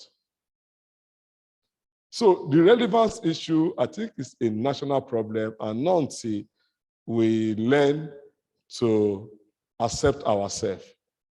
I think the problem in Nigeria is that we don't want to accept ourselves. And I think we will get there. We will get there. We will get there. Then on the issue of funding, that's a strong one, because there's no way you can talk of a good research without good money. You need good money. And one of the reasons why I apply for grant always. In fact, I was giving a talk somewhere, I said, I don't even know what I want again, because I keep on applying, because there are some equipment I feel I need that I must get. I must shock you. Some of the equipment in my lab, my university don't even have it. Deliberately, I didn't disclose it to the VC. So once they enter my lab, they're always shocked. So you have this, so you have this. That's why every day, they know every day is how to get one grant or the other, get one grant or the other. Once we have a good idea, the next thing, hello, when we're talking, when we're coming, what are we discussing? Where to apply to? That, can we apply to this body? Even in the car, all we think of every day is that the bodies to apply to, the bodies to apply to, the bodies to have, that we feel we need this equipment. Okay, which body? What can we package? Sincerely, at this level, all I think of, I don't go to the bench again to pipette. I don't do those things again. All I think of is to get fund to run the lab. That's all I do. I don't. They do the research in the lab. I join them, we brainstorm. The next thing, the only headache I have as a professor is looking for money around. Because with those money, we can bring in students. Can I ever shock you now? Is that not what we are battling now? We are literally begging students, come, we have some grant to come and execute. We are going to pay you. We are going to get your accommodation. Because we have fund for them. Now, we don't even have sufficient students to address the fund we have on grant. Because the headache we have now, because I knew that as a professor, your headache is to look for money. So all I do now is thinking of any opening here. Let us think of what we can package. Sometimes we win, sometimes we don't win. And we don't win, we repackage again until, that's why, in fact, I tell somebody that the only thing I enjoy in the university is research. Somebody was telling me that, oh, but don't you think of becoming vice chancellor? I said, vice chancellor will carry university headache. Let me be that. There's this thing, once my article is accepted, once I get a patent, once I have a discovery, it's like I win a jackpot. And there's a level you get to, you do things that makes you happy. So grantmanship, even as a young student, let me not tell you, if you don't know, as a student, you can apply to IFS. IFS is meant for students. Tell you, they encourage students to apply. Many of us are getting grants as PhD students because there are some grants meant for PhD students. In fact, there was one I ever applied to after winning several. They said, Professor Obo, then I was even a doctor, that we have gone through your profile. You are an established scientist. Go and encourage your student to apply. Then I now call my PhD student, go and apply for this, and he got it. So it's so that we have not spent much time online. There are a lot of grant openings that are focused more on students. And one of the times to break your teeth on grantmanship is better as a graduate student. I started winning grants. In fact, I got grant to do my PhD work. It's not as far as I applied on my own. My PhD work, I got, in fact, the first grant I got was the grant to do my PhD work. I applied on my own. And sincerely, I think the problem we have is the fear of failure. You fail, you repackage, you apply. Keep on trying before you know you get this. Sometimes, in fact, there was a time I needed PCR badly. I had to apply to about 3, 4, 5 agencies. 3 of them clicked. That's why I have multiple PCRs in my lab. Because I was gunning for one, but I didn't even know. Before I know, this one click, this one click, this one click, this one click. And the thing have. But then I needed one. Because you don't know the one that will click. Sincerely, I've told you one, IFS is more, they even prefer students. They prefer graduate students. And most times, PhD work are robust research. In fact, chance of winning a grant with your PhD proposal is very high. And let me not shock you. That's the way I test the quality of my PhD students' work. Push it for grant. If you can win a grant, it's a good proposal. That's what I do. Most of my PhD students, we got a grant for their PhD work. Because one of the ways to test if this proposal is strong, give a donor body. If they can put their money on this work, it's a strong work. That's it. So don't be tired. And let me now tell you, it's good to be a grant man if you're in academics. You enjoy. And the popular saying there is that if you're a grant man, you can never be poor. Because some of those grants have salaries for you. Not just do the work. They have salaries they'll be paying for doing the work, apart from your normal salary. So what I would suggest is that funding is a problem, but even in the same job, many people, if I tell people, Father, I will not join with your own pain. Me, I don't know. I don't see impossibility. In fact, there was a time, I know the VC sent a student to me sometime. I know when the guy said, I want to do this job, but the bill is high. I say, no, you don't do research that way. Don't look at the bill. Look at what you are going to get. And that's the way I work. I don't look at what it will cost me. I look at the result I want to get. And I believe along the line, every other thing will fall in. But you have not done that job. You have seen that this job will cost me 10 million. This one, you may not do that job. Most time, like the one we did on HIV, I knew I have a heavy task on ahead. I didn't bother to rack my head that when we get there, we'll see how we are going to cross it. So most time you look at your result. If you are looking at the inconvenience around you, you will never do a good research. But there's this belief that when we get there, we'll see that again. That's why you see, if you know me very well, I don't work alone. This is the only time you see me coming with one person. People that knows me very well, I always move around with my team, even on campus, because of why. I will tell you why. An idea may just come, I share it with them right there. Okay, there's this thing. So most times you see us talking, even eating, what we are brainstorming, this job, we want to do it. We need this equipment. How do we get this equipment? We need this chemical. How do we get this chemical? That's what we spend our time doing. That if you see us sometimes. So, because in Nigeria, there are 1,001 reasons why you cannot do research.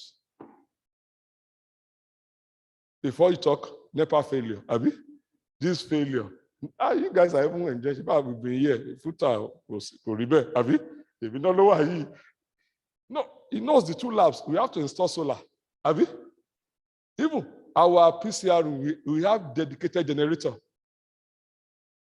We have dedicated generator for our PCR. Because when the thing blew, when we're using, we fix it back, we have to now get an heavy generator for our PCR. I know our freeze dryer also, we have to get a dedicated generator for freeze dryer also. You know, one is the headache of getting equipment, Abi. The other headache is how to get power, Abi. So, but just because we know where we are going to, we can't say because of power, we won't use freeze dryer. So we have to give us another time. You knew when we couldn't get a good one in Akure, we have to move to Ibadan to get a bigger generator. Because we felt, so we don't run PCR on NEPA. Whenever we are running our PCR, it's purely on generator. Or will I go and make the VC that whenever that this VC will give me university line? No. These are things that what I'm looking at is the final result. So the final result prepares me, not the Kosina, Kosomi, Kosibo, till tomorrow it will come to happen. And I tell my students, both of them travel because I make sure they travel because of their PhD. And not for the equipment, to see the reality. And many times they will come back that, oh God, our lab is even better. I said, that's why I want you to go. Where you want to use spec, ordinary spec, you have to book a week ahead. You know, here you just wake up, hey, I want to use spec. You have to book. I'm going to use spec on Friday between 4 p.m. and 6 p.m. If you don't come at that time, somebody has booked the other hour. When did I say, that's why I want people to go, to know that, yes, it's a developed world. Don't just bash and do things the way you like. You have to plan it. And I told them one that I was a visiting professor in university in Italy, that the spec, if you want to use it, we have to eat it very well. Before I said, even in Nigeria, I don't have to eat my spec. I'm telling you, the problem is everywhere. It's everywhere. That's what I've come to conclude about that. But if you are looking at your results, those problems will not stop you. So what I encourage students to do is that look at what is going to come out. Don't look at the inconveniences. Because everywhere, even samples, somebody was talking of samples. People send samples abroad as well. Like the lab I worked in Italy, we sent samples to Germany for analysis. Upon due, no result. And we paid. No, people send some. So these are things, but most time, you know, people thought that once they land abroad, and let me now tell you, we know the games. That's why most time I discuss them from all those PhD, UK, whatever, is degree for export. Anyhow, they will graduate you. Because they must bring in new students. You are the one that brought pound sterling. They collect it, you go. It's not really training. Many universities abroad are doing that today. So you may feel the training is more convenient. It's not that it's convenient. They package you anyhow to graduate. 3 years, go and be useless in your country. Give us your money. We know. These are facts that is now unraveling itself now that me, I'll be spending 4 years. Somebody went to UK. Look at the thesis. It's packaging. No. It's not that the lab is having facilities, but what they did is that they package you to earn your degree and you go. If you like, go and kill everybody in your country. That's your own cup of tea. If you want to know how sincere they are, the the indigenous, did they get that PhD that easy? They don't get it that easy. But if you're a foreigner, they package you. Many of them are in my universities after about 2-3 years. In fact, they will almost query the supervisor, just graduate this guy. They want to bring, because UK makes money from foreign students. That's their main foreign exchange.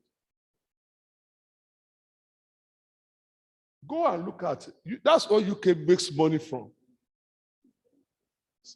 So this thing, the inconvenience is everywhere. It's everywhere. So some of us have gone through it, we survive it, you will survive it now. We went through it, we went through the rough system, no water, no electricity, nothing. And we still came out to have our PhD. But the only thing I did is that I didn't allow my students to go through what I went through. So as supervisors, we have that challenge. We have to get formed, make things as convenient as possible. Then even as students, there are opportunities out there. That's why you have to make sure you do a research that is need-driven, powerful research. The first grant I got was my PhD work. That was the first grant I got. Let me just stop there, please. Thank you.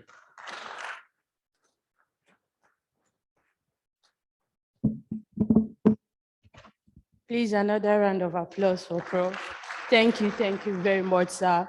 I think he has done justice to all our questions. VC Man, to take us further, I'd like to invite Mrs. J.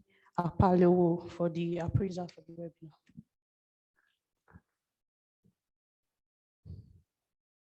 I beg to adopt existing protocol, please.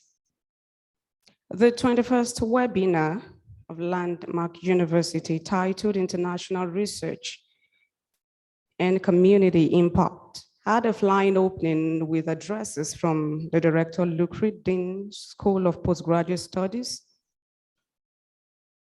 as well as the registrar represented by the Head of Corporate and Public Affairs, all laying credence to the need for participants to skyrocket their expectations, as the caliber of the guest speaker would do justice to the purpose of gathering.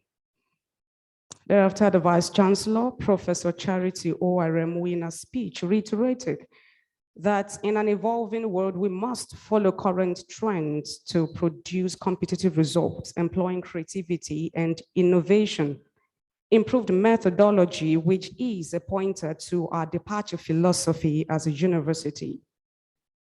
Thereafter, the guest speaker, Professor Obu-Ganiyu, demonstrating a high level of astuteness in his about 70 minutes presentation titled Innovative Research for Global Relevance, started by decrying the state of research in Nigeria, describing it as research adventures from just publication, research based on available resources and equipment, research with little or no social relevance, research that creates a problem to solve it while leaving existing problems.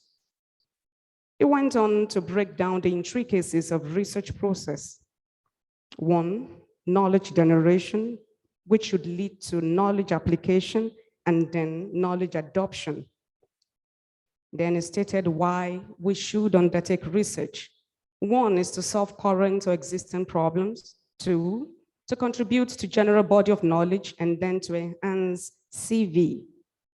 It stated that there should be a paradigm shift now as we move to multidisciplinary research that is collaborating with people from other fields and brainstorming to have different perspectives.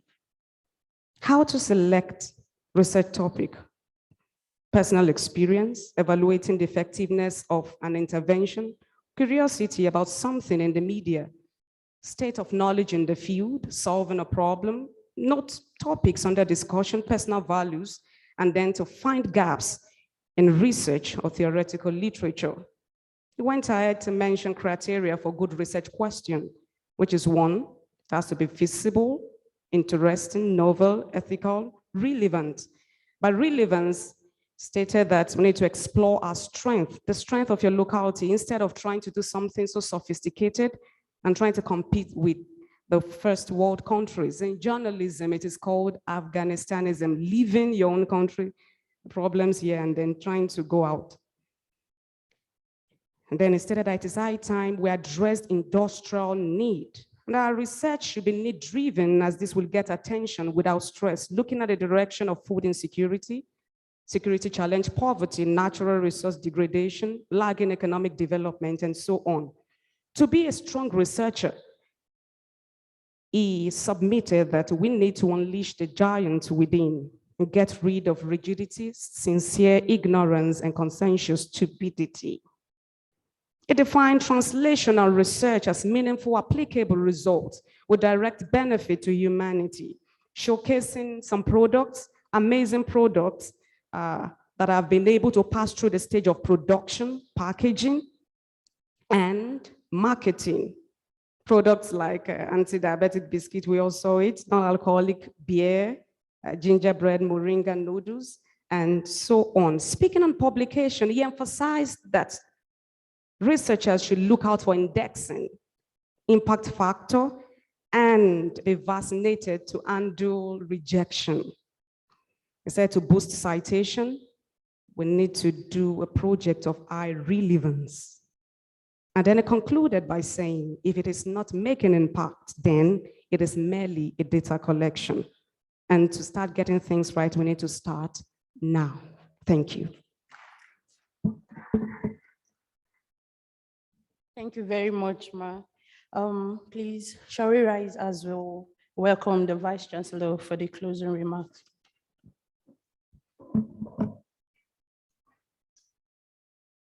Please, let's be seated. Are we glad we are here this afternoon? I've not heard us. Are we glad we are part of this training today? Honestly, I wish I were like you. Maybe my early PhD, maybe my first year, second year PhD. I just wish I were like you today. Each time I listen to men in research, it takes me back down memory lane when we all started, when I started.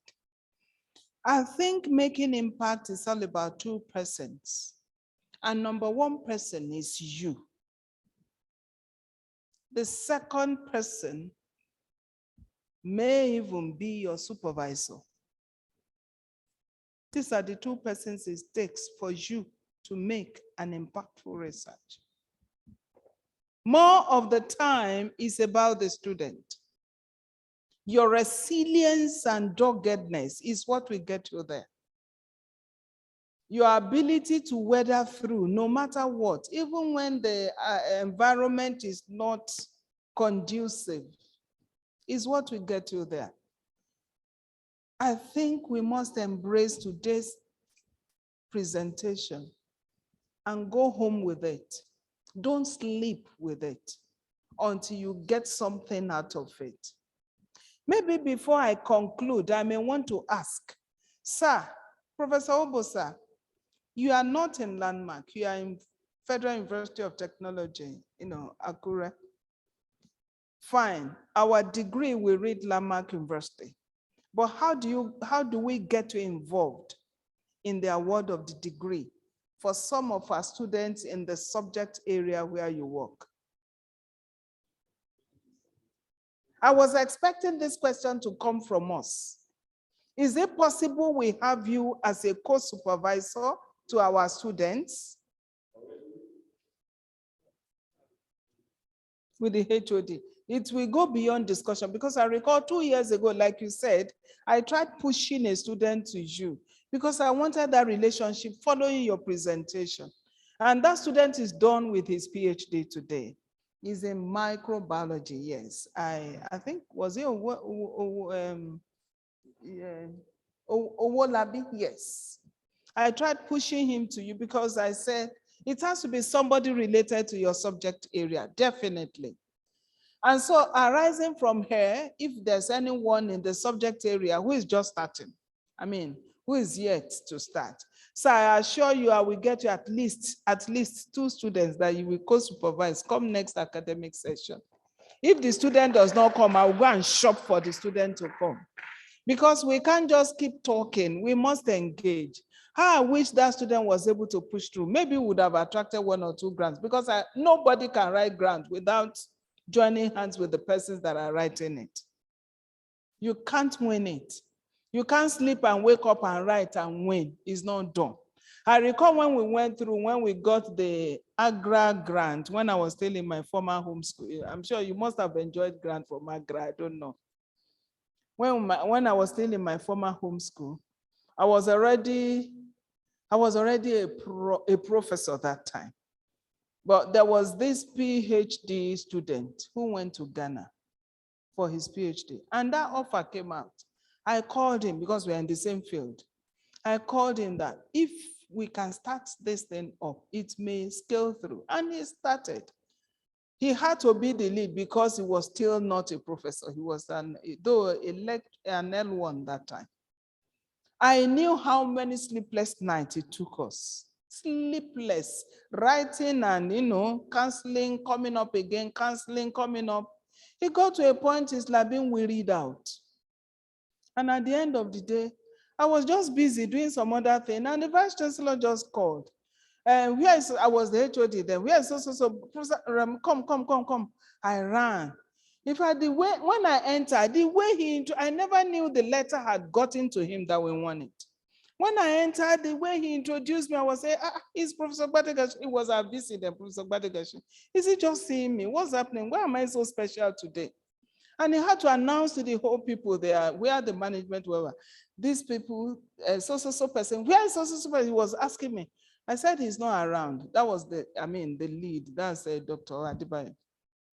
Please get him immediately. I had to run out, call him, and he came.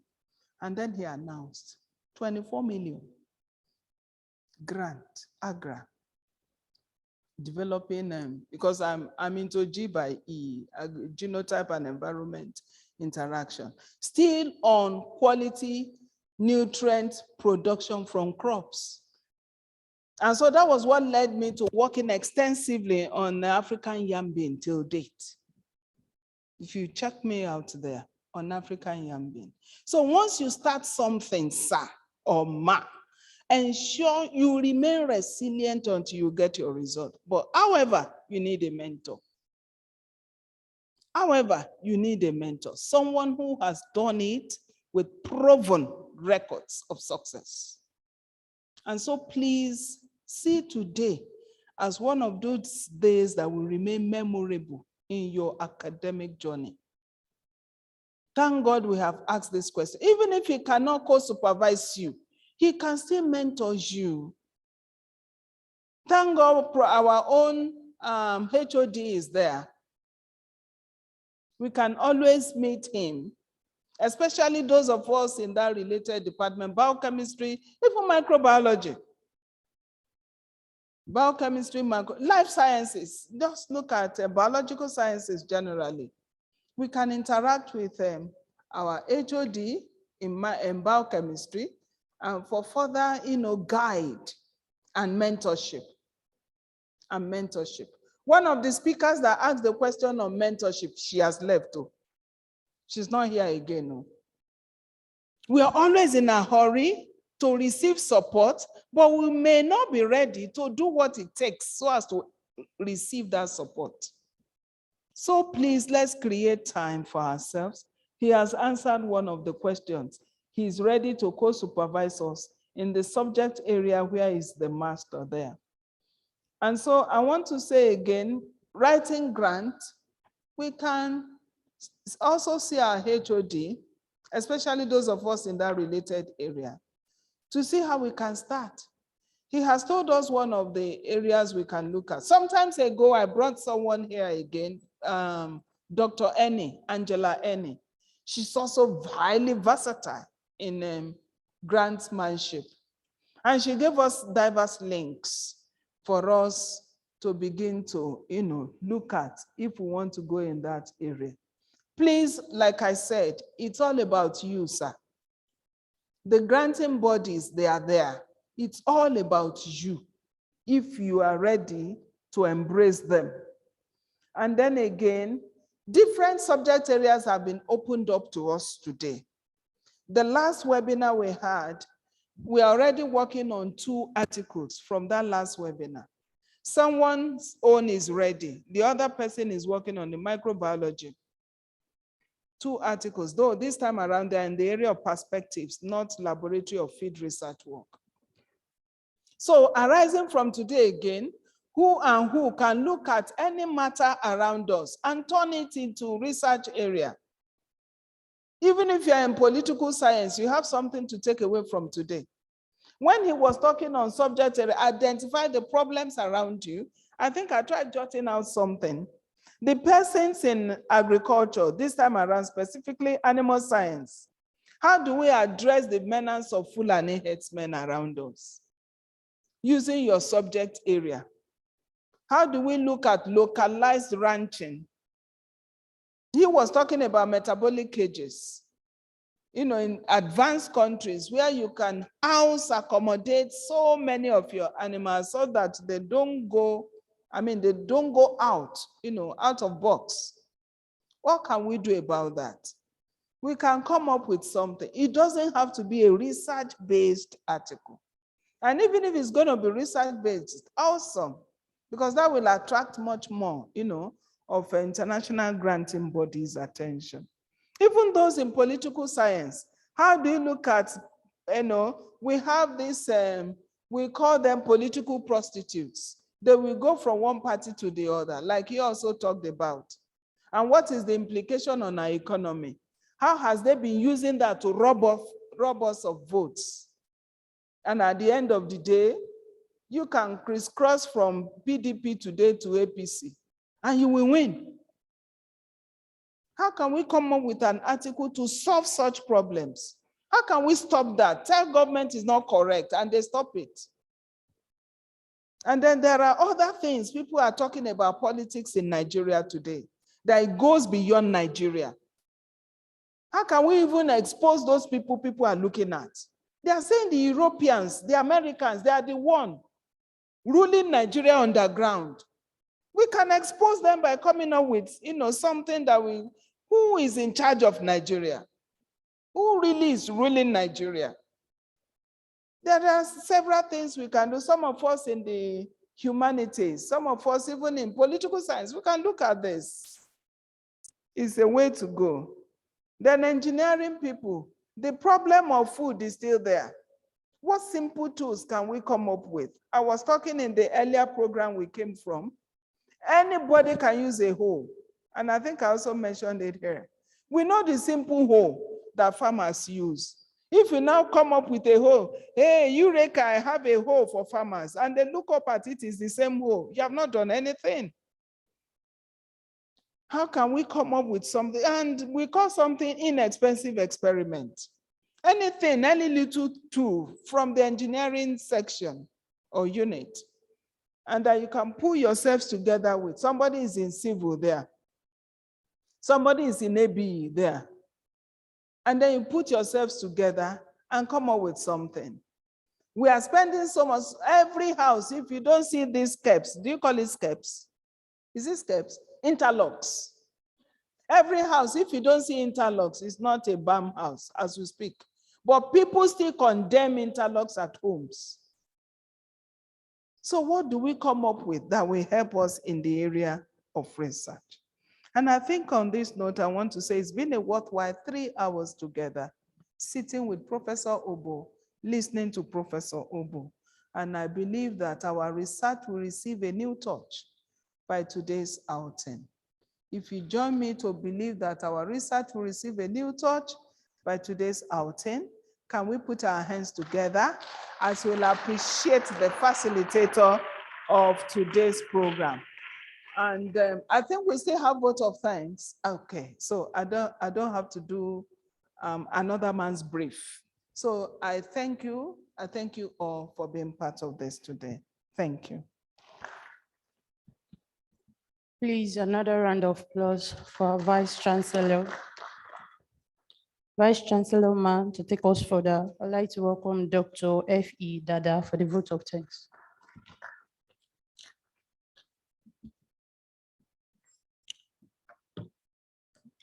Good evening, good afternoon, everyone.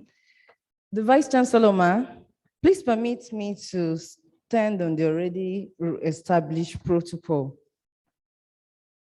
I count the great privilege this afternoon to have to stand and on behalf of the Dean School of Postgraduate Studies and members of the team, the Department of Biochemistry, to have to propose this vote of thanks to all of us that have been here, and most especially to God.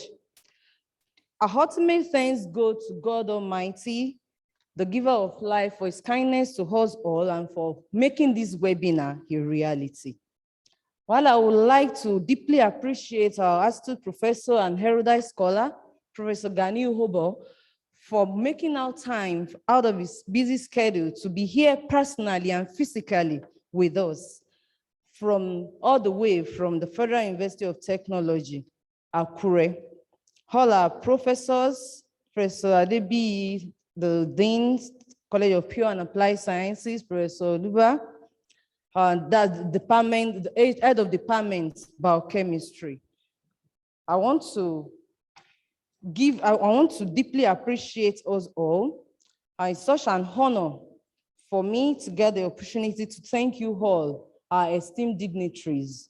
And so thank you too for your presence, your laudable contributions, which have all made this webinar an engaging one. I would also like to extend my gratitude to the Department of Biochemistry, the CSIs and CPA teams for providing the wonderful support needed for this seminar to make it successful. I must thank the Director Lucrid and members of his team for working hard, and members of the School of Postgraduate Studies to make this webinar a success. I congratulate all participants for the knowledge gained and the privilege to be part of this kind of an enriching and equipping session. Thank you, everyone, once again, for making it a day.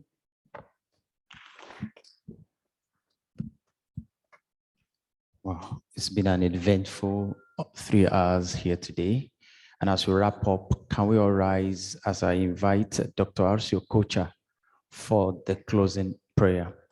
A little announcement as we shut down, let's still hang around for a minute or two to have a photograph session just outside here.